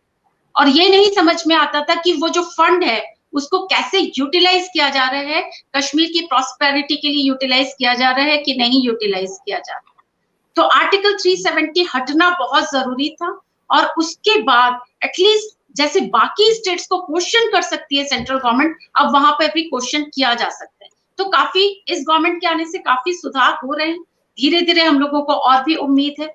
और सबसे बड़ी बात तो ये है कि ये जो मूवी आई इसको बैन नहीं किया गया हमारे देश में, सबसे बड़ी बात ये है। तो हमारे को कहीं पे वो जो पीड़ा है उसको गवर्नमेंट ने भी पहचाना और उसको पहचाना गया। मैं ये 2-4 बातें मैं डिस्कस करना चाह रही थी और अब हम सेकंड राउंड पे पहुंच गए हैं। आप सबका बहुत स्वागत है। काफी लोग बहुत सारे कमेंट्स लिख रहे हैं। अनुराग, अच्छा एक कमेंट आया था और वो हम भी कहना चाहते हैं आज युगानुगुंज की तरफ से। एक कमेंट आया था कि हम सब शर्मिंदा हैं कश्मीरी पंडितों के आगे। जो आपके साथ हुआ उसके लिए हर एक भारतवासी शर्मिंदा है। हम सब गुनहगार हैं आप सबके। क्योंकि हम कहते हैं ना, ये बात हमको भी बड़ी कचोटती है कि हम जब ऐसा हुआ तब मैं खुद 19-20 साल की थी। तो जब हम उस टाइम कवि थे, हम बड़ी क्रांतिकारी की कविताएं लिखते थे और हम हमेशा स्कूल कॉलेज में कहते थे, अरे हमारे सामने 1947 हुआ होता तो हम भी घर से बाहर निकल के हम ये करते और हम वो करते। लेकिन जब हम 19-20 साल के थे, हमारे ही देश के कोने में इतना अत्याचार हो गया और हमको भनक तक नहीं लगी, हमें पता नहीं चला। और जब पता भी चला 94-95 में, तो भी हमने क्या कर लिया। तो हम लोग बहुत गुनहगार तो हर भारतवासी है कश्मीरी पंडितों का। सो हम सब शर्मिंदा हैं, हम सबको शर्मिंदा होना भी चाहिए। तो हम आते हैं सेकेंड राउंड पे। और सेकेंड राउंड पे कुछ पॉइंट्स मैंने नोट किए हैं। अगर आप लोगों ने किसी ने कुछ पॉइंट्स नोट किए हैं तो बता दीजिएगा। तो जो मैंने पॉइंट नोट किया है, तो जैसे दीपक जी से ने जो बोला था उसमें थोड़ा सा मैं जैसे हमने मूवी में भी देखा कि जो एक बच्चा देख रहा है अपने सामने सारी घटनाएं होते हुए, तो एक बच्चे की साइकोलॉजी में कैसा प्रभाव पड़ता होगा उस टेररिज्म से। और वो बच्चा, वही बच्चा, जैसे मूवी में तो दिखाया वो बच्चा मर गया, लेकिन वो बच्चा, कितने बच्चे जिंदा भी तो रहे जिन्होंने अपनी आंखों के सामने ये देखा। जब वो बच्चा बड़ा हुआ तो मतलब कितनी गुंजाइश रहती है कि वो बच्चा क्रिमिनल ना निकले। तो इस चीज पे थोड़ा सा मैं चाहती हूँ कि थोड़ी सी बात की जाए। जी कमल जी, आप बताएं। जी, मैं आपको उदाहरण देता हूँ। दो हमारे घर में जॉइंट परिवार था। हम बहुत ही बड़ा परिवार था हमारा। 4 जनरेशन्स एक ही छत के नीचे एक ही किचन में खाना बनता था। उन में से करीब 3 सदस्यों को, मेरे 3 चाचा जी, मेरे पिताजी को थ्रेट्स मिले, तो उनको जाना पड़ा। मैं था वहीं पे। कश्मीर में अखबार आता था दिल्ली से, इंडियन एक्सप्रेस उन दिनों, और कोई ज़्यादा पॉपुलरिटी नहीं थी। ये दोपहर की फ्लाइट में करीब 4-5 बजे श्रीनगर में डिस्ट्रीब्यूट होता था। उन दिनों सिंस हालात ख़राब थे, कश्मीर मतलब कर्फ्यू लगा रहता था, तो न्यूज़पेपर वाला 3 दिन, 4 दिन, 5 दिन में एक जगह एक बार उसके पास में पेपर आके, तो फिर हम, ऐसा था कि अब वहाँ पे ऐसा तो था नहीं कि अब जी कल का पेपर है लेंगे नहीं। हम तो बड़े मतलब घर पर बैठे बैठे सोच रहे होते थे यार क्या करें। उन दोनों कोई साधन नहीं थे, कुछ भी नहीं था, टीवी एक हुआ करता था और कुछ था नहीं। तो उस पेपर पे झपटा मारते थे यार 4-5 दिनों का, चलो इसमें तो घंटा भर तो निकल जाएगा। तो क्या था कि मेरी 8 महीने की डॉटर, जिन्होंने अभी बोलना मतलब पोतले, अभी कुछ मम्मी पापा मम्मी दादा कुछ भी नहीं बोल पा रही थी, बट कोशिश कर रही थी बात बताने की। तो क्या हुआ, एक दिन मैं अखबार लेके आया, फ्रंट पेज पे दिल्ली में किसी राजनेता की रैली का फोटोग्राफ, जिसमें कि उसको माइक पे बोलते हुए और आगे बहुत बड़ी हजारों की तादाद में भीड़। कौन राजनेता थे मेरे को नहीं याद है, लेकिन ये याद है मेरे को कि वहां पे करीब जो फोटोग्राफ बड़ा था फ्रंट पेज पे, लग रहा था कि बहुत भारी भरकम भीड़ है। तो मैं ये मेरे सामने पड़ा था, मेरी 8 महीने की डॉटर बच्ची मेरे सामने खड़ी थी, उसकी नजर इस फोटोग्राफ पे पड़ी और उसने जीवन का पहला शब्द उसके मुंह से निकला। वो क्या निकला? आजादी। मतलब ये देख के मेरे तो आंसू छिड़ गए, मेरा तो दिल बैठ गया। मैंने बोला यार, पापा नहीं बोल पा रही है, माँ नहीं बोल पा रही है, और ये भीड़ को देख के आजादी बोल रही है। ये नतीजा था कि जो हमारे सड़कों पे 24 घंटे मस्जिदों में क्राउड, तो उस बच्चे ने एक एसोसिएशन बना रखी थी अपने दिमाग में कि 8 महीने के बच्चे ने दिमाग में एक बना रखी थी कि यहाँ पे क्राउड है वो आजादी है।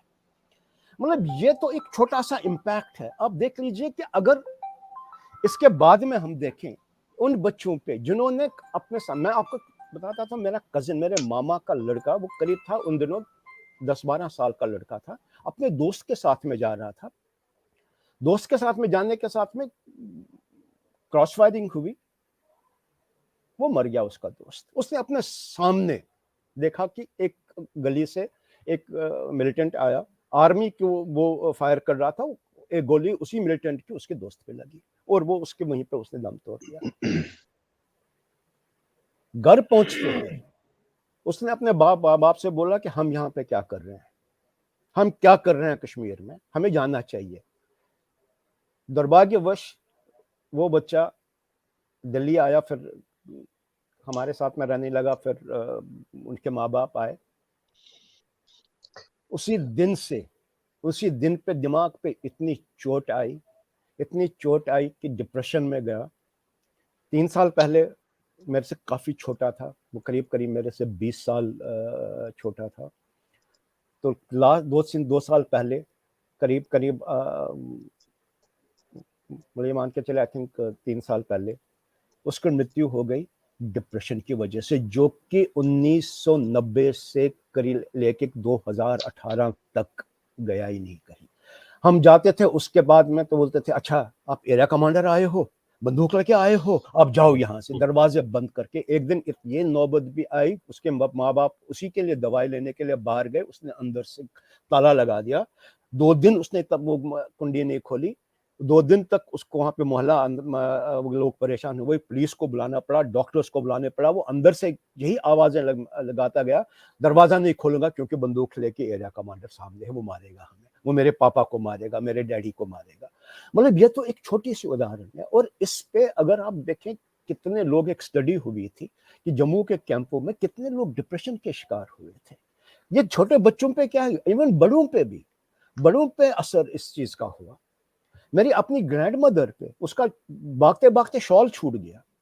जब तक वो जीवित रही, हालांकि ज्यादा देर नहीं रुक पाई, 1-2 साल में उनका भी डिप्रेशन हुआ। वो एक शॉल के पीछे, अरे आप लोग घर छोड़ के आ गए, वो अरे हमारा तो सारा घर छूट गया, जमीनें छूट गई, बाग छूट गए, सब कुछ छूट गया, उसकी तो चिंता नहीं, लेकिन उसको अपने एक पीले शॉल की चिंता। मतलब ये डॉक्टर बताते थे ये तो साइकोलॉजिकल उसको बैठ गया, इसमें तो उसका पीला शॉल ही इसका संसार था पूरा। और एंड पे अंतिम दिनों में उनकी चर्चा यही होती थी, यार क्यों आए, काश हम वहीं पे होते ना, कम से कम अपने पति के बगल में, तो आप चिंता में मेरे को जला देते, ये मेरे के लिए एक मुक्ति हो जाती है, पता नहीं यहाँ पे कहाँ पे मेरे को आप अग्नि दोगे। मतलब ये एक साइकोलॉजिकल, तो बड़े को छोटे को तो मतलब कह भी नहीं सकते हैं कि क्या ट्रॉमा हो सकता है, क्या हुआ होगा, और किसके शिकार आज भी हैं वो लोग।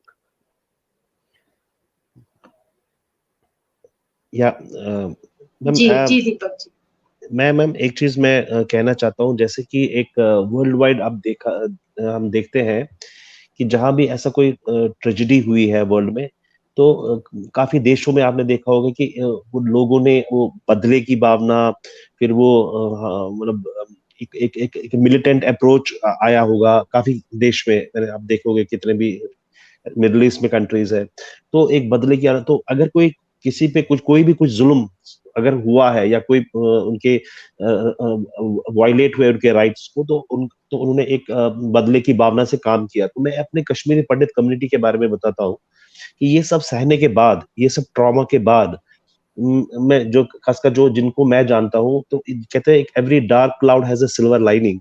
तो इंस्टेड ऑफ गेटिंग, जैसे अब ना एक चाइल्ड साइकोलॉजी में ये भी हो सकता था कि हमें वो बदले की भावना, हम भी गन उठाते, हम भी रिटेलिएट करते। ये भावना से हटके ऑन द कॉन्ट्ररी ये सोचा कि हमको हाउ डू वी अपनी जिंदगी को वापस कैसे लाए, हम कैसे इस ट्रॉमा से बाहर आए। खासकर जब मैं when I was in 20s at that time, तो मेरे को हमेशा ये लगता था कि my parents have lost everything, तो उनको मैं दोबारा खुश कैसे देखूं, ऐसे विचार मेरे सारे दोस्तों में थे। तो जो मुझे क्या लगता है, एक बहुत अच्छी बात जो मुझे लगी पूरी कम्युनिटी के बारे में, तो everybody is fighting to establish himself, like कैसे हम इसको वापस आए, कैसे हम करें। तो इस पीड़ा की वजह से it took best out of us. मुझे क्या लगता है कि at an early age, मैं जितने भी मेरे साथ पढ़ते थे, जितने भी लोगों को जानता हूँ, they have done reasonably well, very good in life. I think one of the best things out of this whole tragedy is that I have seen people, doing well, settled early, जो हम शायद वैसे नहीं कर सकते थे. तो ये एक अच्छा है, एक कश्मीरी पंडित में जो हमने इस रास्ते नहीं गए, हमने ये रास्ता लिया, and we rebuild our lives, and that's what we एक resilience दिखाई. और हमने मुझे ये किसी और के साथ हुआ होता तो शायद इतना अच्छा नहीं कर पाए, but what I feel great about this community is we overcame. हमने इसके बारे में ज्यादा सोचा नहीं, हम बाहर आए, then we all rebuild our lives, and reasonably ये ट्रॉमा हमने जल्दी से जल्दी कम हो गया. So that's what I wanted to share. जी दीपक, थैंक यू. सो मैं ये जो वर्जन में कमल जी ने बताया ना, मैं वो भी जानना चाह रही थी, समझना चाह रही थी, क्योंकि क्या होता है, इंसान बहुत तरह के होते हैं. कुछ तो बहुत स्ट्रॉन्ग हेडेड होते हैं और कुछ इतने स्ट्रॉन्ग हेडेड नहीं होते, कुछ काफी इमोशनल होते हैं. ऐसे ही बच्चों में भी होता है. तो मैं यही जानना चाह रही थी कि कुछ ऐसे भी बच्चे रहे होंगे जिनका साइकोलॉजिकल इम्पैक्ट इतना पड़ गया होगा, क्योंकि देखो, एक तो होता है स्ट्रगल की अपरूटेड हो गए, और एक स्ट्रगल हो गया कि चलो रोटी दाल पानी और फिर अपना व्यवसाय का, नौकरी का. एक स्ट्रगल तो वो था. एक स्ट्रगल ये भी जरूर रहा होगा, और ये केवल एक फैमिली की इन्होंने बात बताई है, बहुत सारी फैमिलीज में हुआ होगा जहाँ की बच्चे और बड़े भी अपने मेंटल स्टेटस से संभल नहीं पाए होंगे और उनको साइकोलॉजिकल प्रॉब्लम्स हुई होंगी.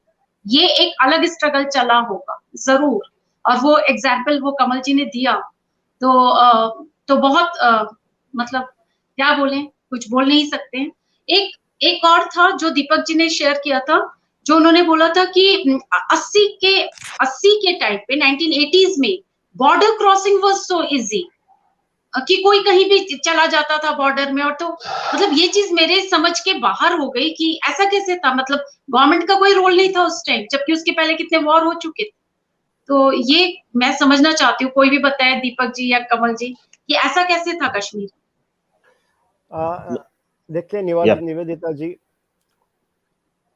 कश्मीर 1947 से एक सबवर्टेड स्टेट था.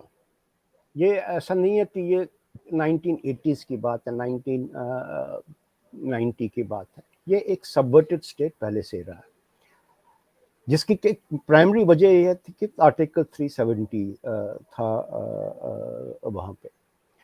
आर्टिकल 370 का पहले पर्पज क्या था, क्या थिंक वो बड़ा वो एक शायद डिबेट होगा कि उस पर चर्चा करने अगर हो तो कोई डिफरेंट ही मैटर है कि वो आर्टिकल 370 क्यों आया, कैसे आया, उसके पीछे क्या सबवर्शन चला.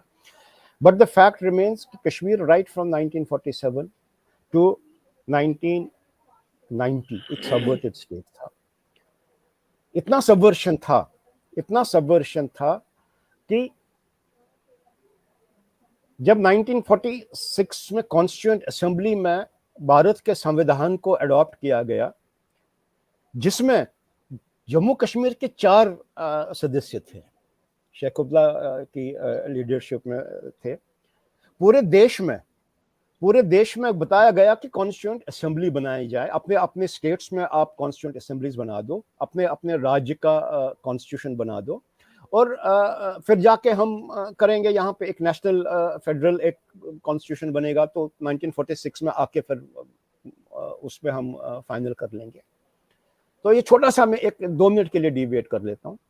तो जब वो मीटिंग हुई तो पता चला कि एक नेशनल कॉन्स्टिट्यूशन तो रेडी है, जो फेडरल कॉन्स्टिट्यूशन है, लेकिन जो प्रिंसली स्टेट्स थे, जो नॉन प्रिंसली स्टेट्स थे, तो वो तो नेशनल कॉन्स्टिट्यूशन के अंडर आ जाते. जो प्रिंसली स्टेट्स को जो हक दिया गया था कि आप अपना कॉन्स्टिट्यूशन बना दो, उसमें से खाली 3 राज्य थे. केरल, मेरे ख्याल में केरल, मैसूर और कोई विदर्भ या कोई ऐसा था प्रिंसली स्टेट जिन्होंने अपने 3 कानून कॉन्स्टिट्यूशन बनाए थे, और बाकी किसी भी प्रिंसली स्टेट ने कॉन्स्टिट्यूशन नहीं बनाया. ये रिकॉर्डेड हिस्ट्री है, इसमें कोई मिलावट की बात नहीं है, कोई भी थोड़ी बहुत रिसर्च करके जान सकता है.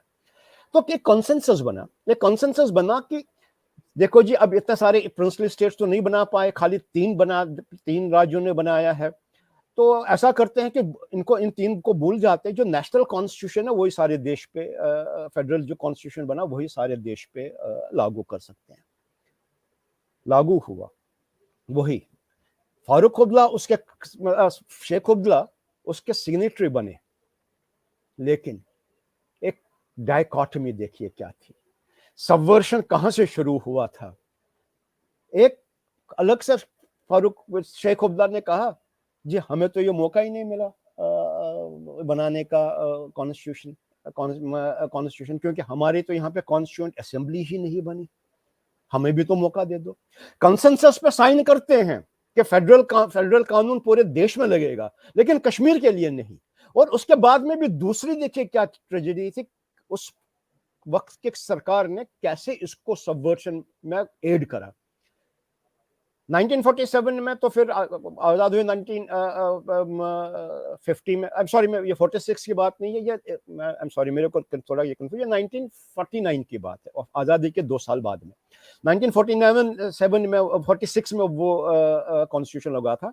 फिर 26 जनवरी 1950 को हम रिपब्लिक बन गए, और जो लोग कंसेंसस थे उनके यहाँ पे कॉन्स्टिट्यूशन असेंबली भी नहीं बनी थी, उसके बाद में भी नहीं बनी। उसके बाद में 3 साल के बाद में 1953 में बनी, और 1953 में जाके फिर उन्होंने कॉन्स्टिट्यूशन असेंबली बनाई और वहां पे रणबीर पेनल कोड बनाया। और रणबीर पेनल कोड के बनाते ही उन्होंने ये करा कि अब हम जी अपने आप को डिसॉल्व करते हैं, और वहां पे एक प्रोविजन रखा कि अगर रणबीर पेनल कोड है इसका अमेंडमेंट या इसका चेंज या इस पे खाली कॉन्स्टिट्यूएंट असेंबली कर सकती है और कोई नहीं कर सकता है, और फिर खुद अपने आप को डिसॉल्व करा। और हमारे देश की जो सत्ता थी, जो हमारी उन्होंने इसको अलाउ करा। तो कहने का मतलब है कि ये एक सबवर्शन तो उस टाइम से ही था, कुछ डिलिबरेट था, कुछ पॉलिटिकल था, कुछ वहां के पॉलिटिकल जो कुछ भी रहा होगा वो अलग विषय है। और ये सबवर्शन तब से 1990 तक चलता गया, 1990 तक चलता गया, यहां तक कि अगर आप, मैं डंके की चोट के कह सकता हूं कि कश्मीर गवर्नमेंट में, स्टेट एडमिनिस्ट्रेशन में कोई इस बात को कंट्राडिक्ट करे कि उनकी नॉलेज में नहीं रहा होगा।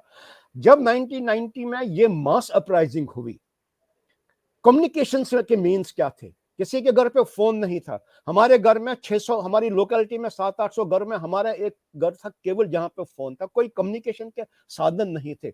लेकिन फिर भी साइमल्टेनियसली 12 बजे रात में मस्जिदों से आवाजें आनी है तो सारे वैली में ये आवाजें उठ रही है, मस्जिदों के लाउड स्पीकर्स ब्लेयर अप हो जाते हैं, दिन में कर्फ्यू है। तो ये कौन सा मीडियम था, ये कौन सा साधन था कि जो कि ये चीज ये कम्युनिकेट करता था पूरी वैली में। हमने देखा, हम विटनेस हैं कि कैसे पुलिस की जीप्स में पोस्टर्स जाते थे, और हर एक मस्जिद में, जैसे कि हमारे यहाँ पे सवारी आके अखबार वाला रबर बैंड लगा के बालकनी में अखबार फेंकता है, वैसे कश्मीर में पुलिस के जीपों में जाके ये पोस्टर होके हर मस्जिद में बांटे जाते थे, रबर बैंड बांध के वहां पे ये करता था। इतनी इस लेवल का सबवर्शन था। हमारे पिताजी के ऑफिस में गए, सैलरी लेने के लिए गए, तो उनके ऑफिसर ने उनको बुला दिया, बोले हक साहब ले लो, ये तो लास्ट इंडियन करेंसी है, इंशाअल्लाह अगले महीने तो आपको पाकिस्तानी करेंसी में मिली है।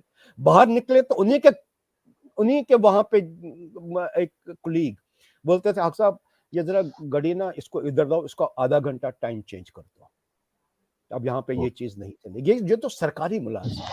और कौन ये लोग थे? डॉक्टर गुरु तो आप लोगों को पता है कश्मीर के इसमें, जो कि JKL पहले हेड ऑफ द डिपार्टमेंट थे, सोरा मेडिकल इंस्टीट्यूट में हेड ऑफ द डिपार्टमेंट रहे थे। तो सबवर्शन तो था, और अगर इस सबवर्शन में लोगों को तैयार किया जा रहा है, लोगों को बाहर भेजने की जो एक प्रक्रिया शुरू हुई, तो कोई आश्चर्यजनक बात नहीं है। कोई ऐसा भी नहीं है कि नहीं है, बिकॉज आप ये देख लीजिए कश्मीर का जो पाकिस्तान के साथ में LOC के साथ में, पाकिस्तान ऑक्यूपाइड कश्मीर के साथ में एक पोरस बॉर्डर है। इम्पॉसिबल है उसका चप्पा पे निगरानी करना। वो पहाड़ों में, खाइयों में, दरारों में, नालों में, नदियों से होके हुए ये वो लाइन ऑफ एक्चुअल कंट्रोल है। आप विजिलेंस। और उन दिनों इंडियन आर्मी के पास में उतने मतलब थे भी नहीं, एडवांस टेक्निक्स भी नहीं थे, ड्रोन्स नहीं थे, कैमरास नहीं थे। उन्होंने पोस्ट बना कर रखे थे, मैं भी 1 किलोमीटर 2 किलोमीटर के बीच बीच में उसको बाइनोक्यूलर से शायद देख रहे थे। तो कोई भी व्यक्ति with a little bit of support from the local administration के लिए कोई बड़ी बात नहीं थी। कोई ऐसा तो ये तो फिंगर टिप्स पे था। मेरे अपने मित्र थे, अपने दोस्त थे जिनको हम जानते थे, जो क्या बोलते हम तो 3 बार होके आए हैं, 4 बार होके आए हैं। तो इसीलिए था कि मतलब, और ये भी कहावत सही है कि उस टाइम पे के शासक ने, हमारे चीफ मिनिस्टर ने खुद एक जगह पे एडमिट करा है कि मेरे दौर में तो पता नहीं कितने लोग चले गए अंदर, उनको तो सपोर्ट दिया गया। 70 आतंकवादी को तो पकड़ा था 1989 में। 1989 में 70 टेररिस्ट को पकड़ा गया था, जिनको कि उस वक्त के शासक ने, उस वक्त के सीएम ने छोड़ दिया, बोला नहीं, छोड़ दिया, उनको छोड़ दो। और वही कोर बना कश्मीर की मिलिटेंसी का। तो स्टेट गवर्नमेंट वाज कॉम्प्लिसिट, और state government was complicit since state government was complicit and central government ने इस कॉम्प्लिसिटी में इसको इग्नोर करा, या इसको अंडरस्टैंड नहीं करा, या इसकी इम्प्लीकेशंस को नहीं समझ पाए, तो डायरेक्टली रिस्पॉन्सिबिलिटी उनके शोल्डर्स पे भी आती है। It can not be just one, उनके तो है ही है, वो तो उनका तो मतलब कभी माफ नहीं कर सकते हैं स्टेट एडमिनिस्ट्रेशन का, स्टेट जो उस टाइम पे था। लेकिन सेंट्रल गवर्नमेंट भी इतने साल सोई रही, दबा के रही। वही बात आ जाती है, केयरलेसनेस, एपैथी, हर एक चीज के ऊपर कैपेसिटी। जगमोहन साहब लेटर्स लिख रहे हैं, वहाँ के अपने आईबी के लोग रिपोर्ट्स बना के भेज रहे हैं कि यार यहाँ पे ये हो रहा, और कोई एक्शन नहीं है, कोई उसके ऊपर होम मिनिस्ट्री की डस्टबिन में वो रिपोर्ट चले जाते हैं। तो उनका भी तो रोल रहा है इसमें। हम किसी एक को तो है ही है वो अक्यूज, वो तो हमारे लिए तो गुनहगार हैं सबसे वहाँ के वो लोग जिन्होंने मैं तो खुले आम बोलता हूँ, चाहे मेरा नेबर ही क्यों ना हो, मेरे फ्रेंड्स ही क्यों ना हो, मैं तो बोलता हूँ उनको सरेआम बोलता हूँ कि भैया तुम रिस्पॉन्सिबल हो हमारे जेनोसाइड के लिए, बिकॉज आप लोगों ने होने दिया। बात ये इतनी ही नहीं है, बात आप देख लीजिए, ये आर्ग्यूमेंट जैसे दीपक जी बता रहे थे कि मुसलमान भी तो, हम भी तो मरे। अरे मेरे को एक चीज बता दीजिए, कौन सा ऐसा मुसलमान है जिसको कश्मीरी हिंदू ने मारा? एक भी उदाहरण दीजिए। और कौन सा ऐसा हिंदू है जिसको कश्मीरी मुसलमान ने नहीं मारा? आप बता दीजिए, प्रूव करिए मेरे को, मेरे सामने तथ्य रख दीजिए। You will not find even a single instance जहां पे कि कश्मीरी हिंदू ने मुसलमान को मारा। और नहीं है, कोई भी कैसी नहीं है, कहीं पे कोई उदाहरण ही नहीं है। और ऐसा भी कोई उदाहरण नहीं है कि कश्मीरी पंडित जितने भी हमारे हिसाब से तो 1500-1600 मुसलमान हिंदू मर गए, उनको किसी पुलिस वाले ने मारा, क्रॉस फायरिंग में मारा, आर्मी वाले ने मारा, वो तो सारे के सारे कश्मीरी मुसलमानों ने ही मारे ना। तो ये कहाँ पे इक्विवेलेंस है? हम भी मर गए, कोई इक्विवेलेंस नहीं है। एक नैरेटिव फॉल्स क्रिएट किया जा रहा है कि जस्टिफाई करने के लिए। और ये कहानी कि हम जी क्या करते थे, हम तो गोलियों से डर रहे थे उस टाइम पे, हम भी मजबूर थे, एक सबसे मनगढ़ंत कहानी है। जब आप इंडियन आर्मी के सामने पत्थर लेके खड़े होके पत्थर करते हो, पत्थर चलाते हो, टेयर गैस शेल्स हाथों से रोकते हो, लाखों की तादाद में बाहर अगेंस्ट इंडिया निकलते हो, और एक देशद्रोह के नारे लगाते जा रहे हो, एक आतंकवाद के नारे लगाते जा रहे हो, उस टाइम पे आपको खौफ नहीं था, उस टाइम पे आप डरे नहीं। और जब कश्मीरी पंडित को थोड़ी बहुत सहायता करने की टाइम आया, या उसको बचाने की का टाइम आया, तो उस टाइम पे तो आप डरे थे जी, हम तो मजबूर थे, हम क्या करते। मतलब ये कहानी एक लॉजिक सेंस को कभी किसी सेंसिटिविटी को अपील ही नहीं कर पाती है। और दुर्भाग्य ये रहा है कि ये नैरेटिव बन गया देश का, जहां पे हमारे जो विक्टिम्स थे उनको विलन बनाया गया, और जो विलन्स थे उनको हीरो बनाया गया, और देश चुप रहा। तो ये मेरे ख्याल में एक सीरियस सब्जेक्ट है। देश में पिक्चर तो बनती है और भी बनेगी, आगे भी बनती रहेंगी, मैं पूरा विश्वास है मेरा, इससे भी शायद बढ़कर पिक्चर बने, मोर डेप्थ में बने।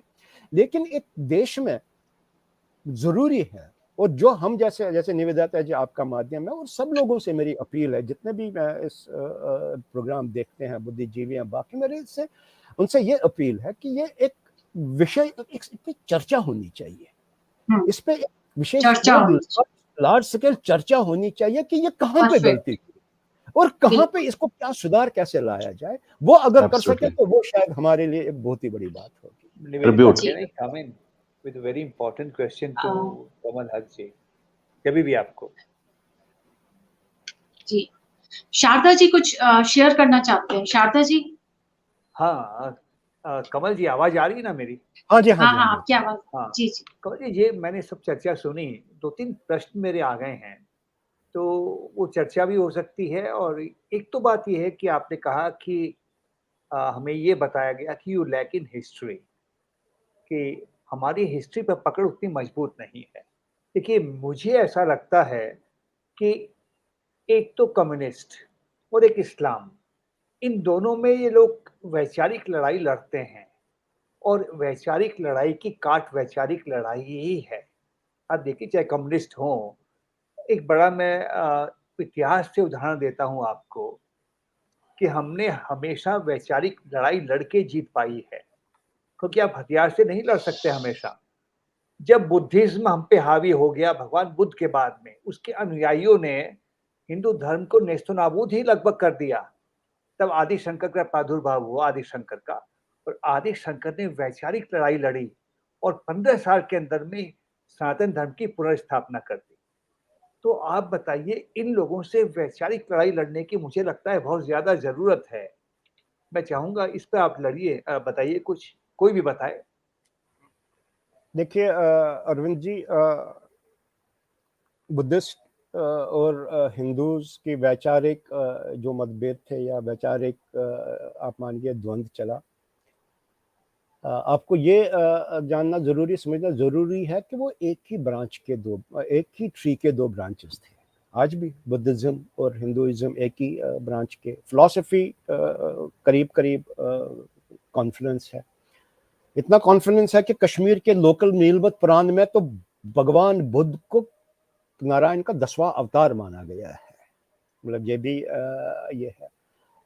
और जहां पे जो ये अब्राहमिकल रिलीजन्स का सवाल है, वहां पे तो वैचारिक तर्क हो ही नहीं सकता है, क्योंकि आज तक ये विचारधारा, ये जो इस्लाम का फिलॉसफी है, एक मान के चलते हैं कि हम सुपीरियर हैं।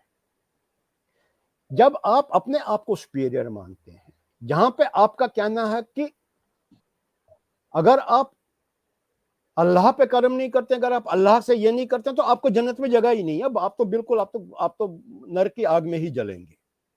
और ये हमारा मानना मतलब ये है कि, मतलब मैं आपको इसका उदाहरण दे दूं कि अल-बरूनी ने कुछ हिस्ट्री लिखी है कश्मीर में।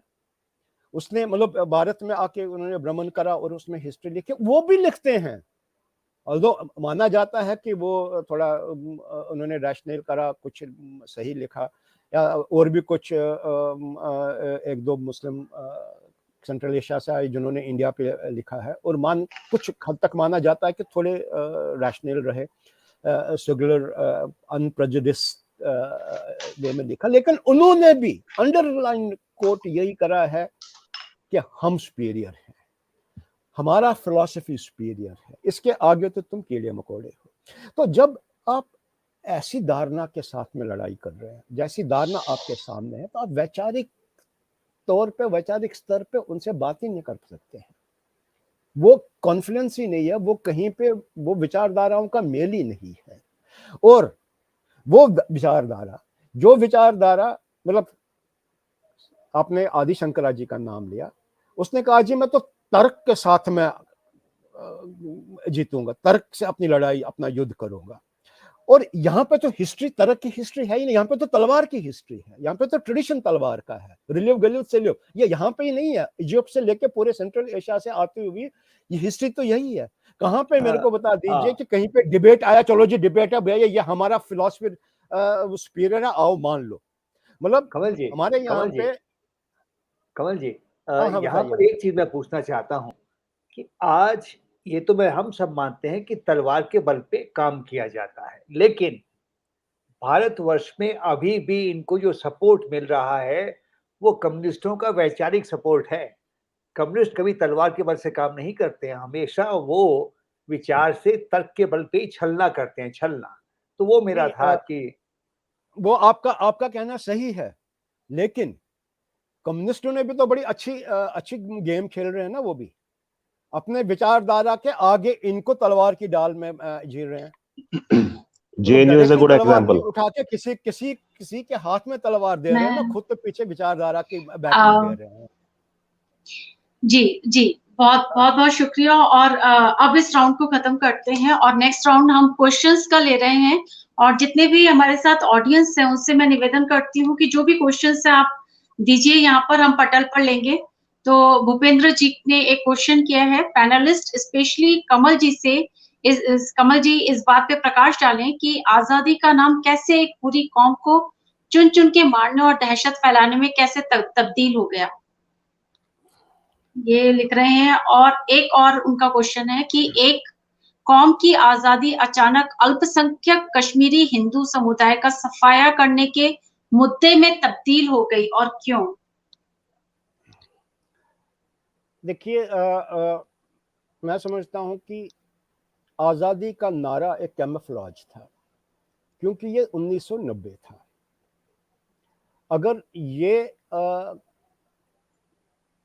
जो वहाँ पे ये एक जन सैलाब उठा, अगर ये 1990 से करीब 30-40 साल पहले, आज़ादी से कुछ साल पहले हुआ भी, इसकी हिस्ट्री है कश्मीर में, उस टाइम पे उठा तो फिर ये डायरेक्ट आज़ादी का तो मतलब ही नहीं होता, फिर तो ये डायरेक्ट गजवाए हिंद का नारा लग जाता। लेकिन 1990 में आपको इस बात का ध्यान रखना पड़ेगा कि उस 1990 में ग्लोबली स्थिति बड़ी थी, चेंज हुई थी। भारत को 50 साल आज़ादी के भी हो चुके थे, और उस टाइम पे डायरेक्ट गजवाए हिंद का नारा एक डेमोक्रेटिक सेकुलर रिपब्लिक में उठाना शायद पूरे संसार में अपील नहीं करता, और शायद अपील नहीं करता मतलब वास्तविकता में अपील नहीं करता। तो कहीं पे एक स्ट्रेटजी के तहत उसको कि ये लोग हमें इसको एंटी ना हो जाए, इसके पब्लिक ओपिनियन हमारे अगेंस्ट ना हो जाए ग्लोबली, इस चीज को नारा आज़ादी का नाम दिया गया। लेकिन ये खाली आज़ादी ही नहीं है, इस आज़ादी के साथ में एक स्लोगन भी जुड़ा, हम क्या चाहते हैं? आज़ादी। आज़ादी का मतलब क्या? ला इलाहा इल्लल्लाह। तो ये तो आज़ादी थी नहीं, आज़ादी तो थी नहीं। यहाँ पे क्या चलेगा? यहाँ पे चलेगा निज़ाम मुस्तफ़ा। और अगर आप सईद अली शाह गिलानी का एक वीडियो बड़ा वायरल हुआ था, शायद आप लोगों ने देखा होगा या ना देखा होगा, एक काफी वीडियो था, पब्लिक डोमेन में है, कहीं पे भी सर्च करके मिल जाएगा, जहां पे उसने कहा था, एक पब्लिक गैदरिंग में, हुजूम में उन्होंने कहा था कि यहां पे डेमोक्रेसी नहीं चलेगी, यहां पे सेकुलरिज्म नहीं चलेगा, यहां पे देश का कानून नहीं चलेगा, यहां पे सिर्फ चलेगा निजाम मुस्तफा और चलेगा पाकिस्तान, और कुछ नहीं चलेगा। आजादी मतलब उनका नारा था, उनकी फिलॉसफी थी कि पाकिस्तान बरास्ते आजादी, डायरेक्टली पाकिस्तान नहीं बना दो, इसके लिए एक कैमोफ्लेज क्रिएट करो, आजादी का फैसिलिटेट करो, जो कि फैसिलिटेट करेगी आपको पाकिस्तान। तो ये कोई ऐसा मतलब ऐसी कुछ नहीं थी कि आजादी का कोई ये चीज। अगर ये आजादी का ही होता तो फिर तो वो इक्विडिस्टेंट होते, वो तो फिर तो इंडिया से भी, उनके पाकिस्तान के साथ में भी झगड़ा होता कि वहां पे भी तो पीओके है। लेकिन हुआ क्या कि जब भी आप देखिए कश्मीर की हिस्ट्री में, जब भी किसी ने इस आजादी से डिस्टेंस बढ़ानी चाहिए, जिसने कहा कि शायद ये रास्ता सही नहीं है, उसको एलिमिनेट करा गया। अब्दुल गनी लोन को एलिमिनेट करा गया, मौलवी फारूक को एलिमिनेट करा गया, क्योंकि उन्होंने जब कहीं पे डिसेंट दिखा दिया कि यार ये आज़ादी पाकिस्तान में, या तो डायरेक्टली पाकिस्तान बोलो या तो इसको कोई दूसरा नाम दे दो, तो उसको इनको एलिमिनेट करा गया। तो आज़ादी तो था ही नहीं, आज़ादी इज ए कैमोफ्लेज, जिसमें भी वो हम सारे देशवासी और ग्लोबली वो ट्रैप कर गए। लेकिन धीरे धीरे हमने भी मतलब हमारी कश्मीरी पंडितों ने 1990 से कश्मीर फाइल्स आने तक बहुत स्ट्रगल करा है, ग्लोबली स्ट्रगल करा है, देश विदेश में अपनी बात पहुंचाने की कोशिश करी है। यही जो आप कह रहे हैं, इसी दिशा में एक क्वेश्चन है नेक्स्ट। तो नीलम प्रभा देवगन जी बोल रही हैं, with due apologies I would like to know what efforts the Kashmiri Pandits make to get justice during this period. हाँ देखिए, ये मतलब एक काफ़ी मेरे ख्याल में समय शायद उतना नहीं होगा कि पूरी इस बात पे व्याख्या करना, लेकिन मैं आपको बता दूं कि जब 1990 में इनिशियल डेज में जब लोग बिखर गए, कोई जम्मू में, कोई कैंपों में, कोई सड़कों पे, कोई दिल्ली में, कोई पता भी नहीं चला क्या है, कैसे क्या करें, मतलब एक कन्फ्यूजन, एक ब्लैंक उन दिनों घूमता फिरते थे हम। यहाँ तक कि मेरे को इतना भी याद है कि मैं एक बार ही लाजपत नगर दिल्ली से निकला पैदल, तो वो जा रहा था टुवर्ड्स सफदरजंग हॉस्पिटल किसी को देखने के लिए, तो रास्ते में एक स्कूटर रुका, तो कोई जान पहचान वाला आया, बोला भाई साहब आप कहाँ, क्या कर रहे हैं? मैंने जी मैं सफदरजंग जा रहा हूँ पैदल। मैंने जी हाँ। बोला तेरे को पता है टेम्परेचर कितना है अभी? मैंने जी कितना है? बोला जी 45 डिग्री है, धूप में मर जाओगे यार, क्या कर रहे हो जी? 45 डिग्री मेरे को तो पता ही नहीं है। मतलब इतना ब्लैंक था। ये भी था कि कुछ नहीं कर पाते थे, लेकिन धीरे धीरे जब हमने अपनी लाइफ को बटोरना शुरू करा,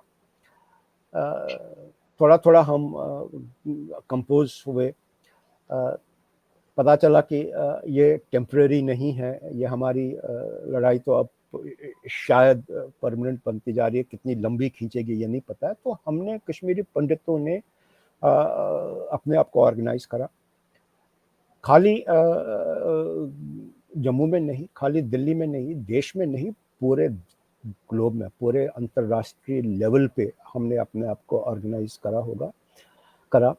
तो उस टाइम पे आपको याद होगा कि एक ऑर्गेनाइजेशन है जिसका नाम है पनून कश्मीर, जिन्होंने 1993 में ये डिक्लेयर करा कि अपनी एक बहुत ही बड़ी कॉन्फ्रेंस करी यहाँ पे श्रीफोर्ट ऑडिटोरियम में 2 दिन की, जिसमें करीब ग्लोबल कॉन्फ्रेंस थी, देश विदेश से लोग आए थे, यहाँ से हमारा रियल स्ट्रगल शुरू हुआ, जिसमें हमने 2-3 बातें स्पष्ट करी थी।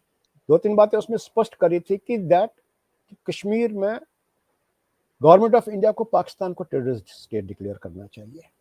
अगर आप नहीं करते तो हम तो मानते हैं, हम कश्मीरी पंडित पाकिस्तान को टेररिस्ट स्टेट डिक्लेयर करते हैं। हमने अपने कुछ तथ्य प्रस्तुत करे। हमने कहा था कि 92-93 में कि कश्मीर एक लेबोरेटरी है, रियल गेम कश्मीर की नहीं है। कश्मीर लेबोरेटरी है जिसपे एक छोटा सा प्रयोग किया जा रहा है, और जो प्रयोग ये साबित करने के लिए दिया, ये जानने के लिए किया जा रहा था कि देश कैसे रेस्पॉन्ड करता है इसके लिए। अगर लगा कि यार देश कैसे रेस्पॉन्ड करता, उस पर फ्यूचर स्ट्रेटेजी बनेगी इस प्रयोग की। तो ध्यान में रहिए, ये यहाँ पे ही नहीं रुकेगा, इंडिया में ही नहीं रुकेगा, ये ग्लोबली फैलेगा। और जो कि दुर्भाग्यवश सच भी हुआ, अमेरिका में भी हुआ, यूरोप में भी हुआ, देश में भी हुआ। तो हमने अपने स्ट्रगल में देश के जितने भी प्रधानमंत्री हैं तब से आज तक 90 तक, एक्सेप्ट मोदी जी के को छोड़ के, देश के जितने भी प्रधानमंत्री, जितने भी गृह मंत्री जिनके पास में हम नहीं पहुंचे, जितने भी राष्ट्रपति जिनके पास में हम नहीं पहुंचे, जितने भी गवर्नर्स, देश के गवर्नर्स थे, ह्यूमन राइट्स ऑर्गेनाइजेशंस थी, यहाँ तक कि अमेरिका में अमेरिकन कॉकस, अमेरिका में उनके कांग्रेस के रिप्रेजेंटेटिव्स, एम्बेसडर्स को यूरोपियन यूनियन के पास में, जनेवा हम लोग गए, कई बार हम लोग जनेवा अपने खर्चों पे गए, वहाँ पे अपने पॉइंट ऑफ व्यू रखने के लिए, अपने स्टोरीज बताने के लिए। हमने, आप यकीन नहीं करेंगे, 10-10, 15-15, 50-50 रुपए जुटा के जमा करके हम नेदरलैंड्स पहुँचे, हम हेग पहुँचे, हम स्विट्जरलैंड पहुँचे, हम यूरोप पहुँचे, लंदन पहुँचे, अमेरिका पहुँचे, हम नेपाल गए, हम सिंगापुर गए, जहाँ पे भी हमें लगा कि यहाँ पे हमारी बात पहुँचनी चाहिए, हमने वो वहाँ पे करी। वहाँ पे हम चाहे जिस तरीके से हमने वो अपना साधन अपने जुटाए, तो हम वहाँ पे गए। हमारे यहाँ पे कश्मीरी पंडितों में अगर आप देखें, अगर हम एक कोई इस पे रिसर्च करें, आर्काइव्स में खोले, हजारों प्रदर्शन, यहाँ तक कि अगर कहीं पे फोटोग्राफ होगा, थोड़ा सर्च करें तो मिल भी जाएगा। कई बारी हमने एज ए प्रोटेस्ट अपने सर मुंडवाए दरिया पार्लियामेंट स्ट्रीट पे, प्रधानमंत्री के हमने पूरे हजूम को बिठा के, भाई साहब हमारी सुन नहीं रहे हो तो हम अपना क्रियाक्रम, अपनी 10वीं हमें अपने आप ही कर रहे हैं, तो सर मुंडवा दिए हमने अपनी। मतलब ऐसे भी प्रोटेस्ट हमने करे, हमने बड़ी इनोवेटिव तरीकों से प्रोटेस्ट करे। हमने हजारों की संख्या में प्रेस कॉन्फ्रेंसेस करी, हजारों की संख्या में प्रोटेस्ट करे, खाली जम्मू में नहीं, खाली दिल्ली में नहीं, देश का कोई भी जगह है वहां पे बहुत हमने बड़ा क्वेश्चन मार्क है, सॉरी मैं इंटरवेंट कर रही हूँ, बहुत बड़ा क्वेश्चन मार्क है कि इतना प्रोटेस्ट और फिर भी कानों में रुई ठुसी रही, ऐसा नहीं, कैसे संभव हो पाया? इतना ही नहीं, मैं आपको एक आश्चर्यजनक समाचार देता हूँ। 93-94 में पाकिस्तान में कुछ हुआ जिसका इम्पैक्ट कश्मीरी पे था, कश्मीरी पंडितों पे था, तो हमने सोचा यार हमें प्रोटेस्ट करना चाहिए। तो हम करीब 100-200 दिल्ली में रहने वाले कश्मीरी पंडित, उन दिनों एक प्रोटेस्ट नाइट होता था मंडी हाउस, क्योंकि वहां पे मंडी हाउस में वो अलग विचारधारा के लोग अपने स्ट्रीट प्लेस करते थे, वो करते ये करते थे, और इनके सपोर्ट में वो आते थे। हमने सोचा कि हमें वहां पे जाके प्रोटेस्ट करना चाहिए, तो हम पहुंचे और वहां पे करा। तो किसी में जो प्लान नहीं था, क्योंकि उसमें आक्रोश इतना था, प्लान तो कुछ भी नहीं हो पाता, तो हम में से हमारी ही किसी एक सदस्य ने, हमारे जो प्रोटेस्टर्स में से किसी ने पाकिस्तान का झंडा निकाला और पाकिस्तान के झंडे में आग लगा दी। मतलब जो लाठी चार्ज हम पे हुआ, मतलब जहां जहां से हमें भगाया गया, और जो हमारे ऊपर FIR लॉन्च हुए, जो हमारे पुलिस स्टेशनों में धक्के खाने पड़े। आप कैसे पाकिस्तान का झंडा जला सकते हो? आपने किसकी परमिशन से पाकिस्तान ने बोला? अरे यार मतलब चलिए ठीक है, किसी देश का झंडा नहीं जलाना चाहिए, लेकिन भाई साहब हमारी भी तो दर्द समझो, किस आक्रोश में आके, किस पीड़ा के साथ में, थोड़ा बहुत तो इंसाफ करो।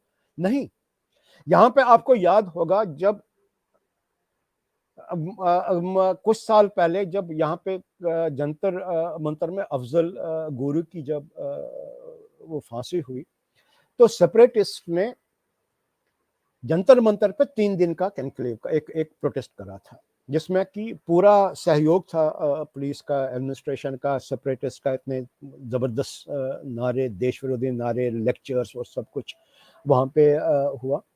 तो हम कश्मीरी कुछ थे, हमने सोचा यार ये तो गलत हो रहा है। हम गए वहां से देखने के लिए कि क्या है। देखा कि लोग भी हैं, वो 100-200 लोग बैठे हैं वहां पे, लोग आके सुन भी रहे हैं, तालियां भी बजा रहे हैं, वहां पे बोल रहे हैं कि भारत तेरे टुकड़े, नॉट एग्जैक्टली, मतलब यही कुछ संकेत मिल रहे थे। और लोग बाहर बैठे सड़क पे, कोई सुन भी नहीं रहा है, कोई किसी को कोई फर्क ही नहीं पड़ता। कुछ लोग तालियां बजा के निकल भी जाते हैं। यार कुछ हमें करना चाहिए। हम ज्यादा नहीं गए, बिकॉज हमें पता था कि शायद सेंसिटिव मामला होगा। हम 20 लोग गए, 20 लोग, कुछ भी नहीं करा। हम सड़क जहां पे जंतर मंतर पे वो बैठे थे उसके अपोजिट भी हम गए। हमारे साथ में, मेरे को आज भी याद है, नाम लेने में संकोच नहीं करूंगा, हमारे साथ में उस टाइम पे करीब 82 ईयर्स के एक सीनियर, बहुत ही जाने माने कश्मीर के बुद्धिजीवी, historian, writer, poet, professor Shashi Shekhar Toshkhani थे। तो उन्होंने कहा कि हम चुपचाप करके बैठेंगे, कुछ नहीं करना है हमें, बस खाली मुंह पे एक काली पट्टी बना के बस खड़े हो जाओ। मतलब ये देश का दुर्भाग्य है कि पुलिस आई, वहां पे लग रहे थे हम क्या चाहते हैं, आजादी, और हम चुपचाप करके उसके प्रोटेस्ट में चुप करके अपने मुंह पे काली पट्टी बांध के खड़ी है। 2 पुलिस वाले आए, 80 साल के प्रोफेसर तोशखानी को पांव से पकड़ा, घसीट के उनका सर लेके, उनका पूरा करीब 20 गज उनको खींच के, उनके मतलब पीछे स्क्रैचेस आए, शर्ट पीछे फट गई, और उसके पुलिस जीप में, वैन में लेके चले गए। मतलब ये एक तो अपैथी होती है कि आप इनसेंसिटिविटी है, लेकिन एक ये भी होता है कि यार आप विलन हो। वो शांतिपूर्वक बैठ के आजादी के नारे लगा रहे हैं और आप यहाँ पे उनके आजादी के नारे लगाने में विघ्न डाल रहे हो। कैसे कर सकते हैं? ये रेस्पॉन्स रहा है इस देश का, और ये देश का हमारे साथ में नहीं है। मैं बार बार मान के चलता हूँ। आपने पहले कुछ कहा कि हम पूरा देश शर्मिंदा है। मैं इस चीज पे वाकई मेरे को तकलीफ देता है। देश को शर्मिंदा कश्मीरी पंडितों पे नहीं होना चाहिए, देश को शर्मिंदा इस चीज पे बता होना चाहिए कि हमने चुपचाप पिछले आजादी से आज तक ये सहा है। खाली कश्मीर में नहीं, हमने अपनी संस्कृति को डिस्टॉर्ट करके देखा है, हमने सहा, हमने अपनी हिस्ट्री को डिस्टॉर्ट होते हुए देखा और हम चुपचाप बैठे रहे हैं। हमने अपनी सभ्यता को डिस्टॉर्ट होते हुए देखा है, हम चुपचाप बैठे हैं। हमने देश में डिफरेंट जो कुछ भी जितने भी सारे ये नेगेटिव फोर्सेस जन्म लिए हैं उनको पॉलिटिकल संरक्षण मिला है और हम चुपचाप सहते गए। ये खाली एक कश्मीर का मामला नहीं है। कश्मीर का मामला इसलिए कि दुर्भाग्य से हम, क्योंकि पलायन हुआ, हमारे साथ में जेनोसाइड हुआ, तो शायद हमारी ये कहानी बन गई। देश को तो सोचना पड़ेगा कि क्या जिस आज़ादी के बाद में क्या इस देश ने जो दिशा पकड़ी क्या वो सही थी, और ये सही दिशा को ठीक करने में, इसको करेक्ट करने में एक संघर्ष की जरूरत है, एक नई क्रांति की जरूरत है, ताकि इस देश का जो इसका इस सूर्य के नीचे अपना स्थान है, गौरवशाली एक स्थान है, वो दोबारा इसमें आ जाए। आज ऐसी क्यों ये धारणा बन रही है कि मतलब ये कैसा एक विडंबना है। पीड़ा ये नहीं है कि लोग चुपचाप रहे, लोगों को पता नहीं था। पीड़ा है कि जब आज हम सच्चाई बोल रहे हैं और उस पर लोग शक कर रहे हैं। मतलब मैं उन पे भी मेरा गुस्सा नहीं आता, मैं दया आती है ऐसी सोच पे। और फिर मैं अपने साथ में सोचता हूँ कि यार इनका भी कसूर नहीं है, क्योंकि हमारी एजुकेशन ही ऐसी है, हमारी ट्रेनिंग ही ऐसी दी गई है, हमारी मानसिकता ही ऐसी नर्चर हुई है। तो कहीं ना कहीं पे बेसिक फंडामेंटल इश्यूज पे बात करने की जरूरत है, और इस चीज की और क्रांति आने की बहुत ही जरूरी बात है। जी, क्वेश्चंस तो बहुत सारे हैं, लेकिन हम लोग वहाँ कमेंट्स में देख करके देंगे आंसर्स। और बहुत अच्छा रहा आज का एक ज्यादा तो नहीं, 1 या 2 विरोध में भी कुछ कमेंट्स आए हैं कि ये सब बैन करना चाहिए। तो आप लोग जो भी हैं, बुद्धि जी भी हमारे साथ जुड़े हुए हैं, कमेंट्स पढ़ करके उत्तर दीजिएगा, और मैं उस कमेंट को भी यहाँ नहीं ले रही हूँ। प्लस सबकी अपनी अपनी धारणा है, अपने अपने विचार हैं, सब अपने विचार रखने का हक है इस हिंदुस्तान में। लेकिन अगर सबको अपने विचार रखने का हक है तो लोगों के मुंह में आप टेप नहीं लगा सकते हैं, सच के मुंह पे टेप नहीं लगा सकते हैं। सच बोलने का, सच सुनने का और सच्चे इतिहास को सामने रखने का भी पूरा अधिकार है इस प्रजातांत्रिक देश में। अधिकार है तो सबके पास अपने अपने अधिकार है। और इसी मैसेज के साथ, और हम एक और मैसेज की कश्मीर की जहां पर बात आ रही है कि कश्मीर का समाधान कैसे होगा, तो हिंदुस्तान के देशवासी को ही करना है इसका समाधान, चाहे वो कश्मीर में रह रहे हो, चाहे कश्मीर के बाहर हो। पहले तो उसको अपने इस देश को देश समझना पड़ेगा, तभी कोई समाधान होगा। इस देश में रह करके बाहर के देश का मंत्र जपने से तो कभी कोई समाधान होगा नहीं। तो इसी मैसेज के साथ हम इस कार्यक्रम की समाप्त करना चाहते हैं, और आप सबको बहुत बहुत धन्यवाद सचमुच। और जितने भी श्रोता हमारे साथ जुड़े, बहुत मन से जुड़े, सब ऑडियंस ने बहुत मन से सुना। भूपेन जी का लास्ट कमेंट है कि बहुत दुख होता है कहते हुए कि हमारे लोकतंत्र की आंखें अंधी, कान बहरे और जुबान पे ताले लगे हैं। जी, बहुत दुख हुआ। और काफी नीलम जी कह रही है what kind of secularism is this. Anju Kapoor Gandhi ji कह रही है इतना कुछ करने के बाद भी न्याय नहीं मिला तो फिर लोकतंत्र के क्या मायने रह जाते हैं। सबसे अच्छी बात ये है कि चेतनाएं मरी नहीं है, हमारे देश में चेतनाएं मरी नहीं है। एक द कश्मीर फाइल्स मूवी आती है तो चेतनाएं जागती हैं, लोग जागते हैं, लोग अपने विचार रखते हैं, और इस चीज की हमें बहुत खुशी है कि आत्माएं नहीं मरी हैं, चेतनाएं नहीं मरी हैं। तो सबको बहुत धन्यवाद। श्रोताओं को पूनम शर्मा जी, शोभना तनेजा जी, मनोज शर्मा जी, भूपेंद्र टीकू जी, नीलम प्रभा देवगन जी, अंजू कपूर गांधी जी, बहुत बहुत आप लोगों को धन्यवाद। शिखा कशरू जी, बहुत बहुत धन्यवाद कि आप लोग जुड़े रहे और सुनते रहे। कॉर्डियम डिवंस जी, बहुत बहुत। शोभना तनेजा जी, क्षमा कौल जी, बहुत बहुत धन्यवाद आप सभी का कि आप लोग ने ये कार्यक्रम देखा, सुना, अप्रिशिएट किया, अपने कमेंट्स दिया और पूरी भागीदारी करी। पूरे अपने कमेंट्स आप लोग देते रहे। ये अलग बात है कि हम आपके कमेंट्स सारे के सारे पटल पर नहीं ले पाए, और लेकिन हम आपके कमेंट्स जरूर देखेंगे और उसका उत्तर देंगे। अरविंद शारदा जी को बहुत बहुत धन्यवाद। कमल हक जी को बहुत धन्यवाद। दीपक कशरू जी को बहुत धन्यवाद। बहुत बहुत अच्छा लगा। और कहीं से जिस ऑब्जेक्टिव से हमने इस कार्यक्रम को किया, कहीं पर लगा कि शायद हम 1 इंच उस ऑब्जेक्टिव को प्राप्त कर पाए। बहुत बहुत धन्यवाद आप सभी। Thank you.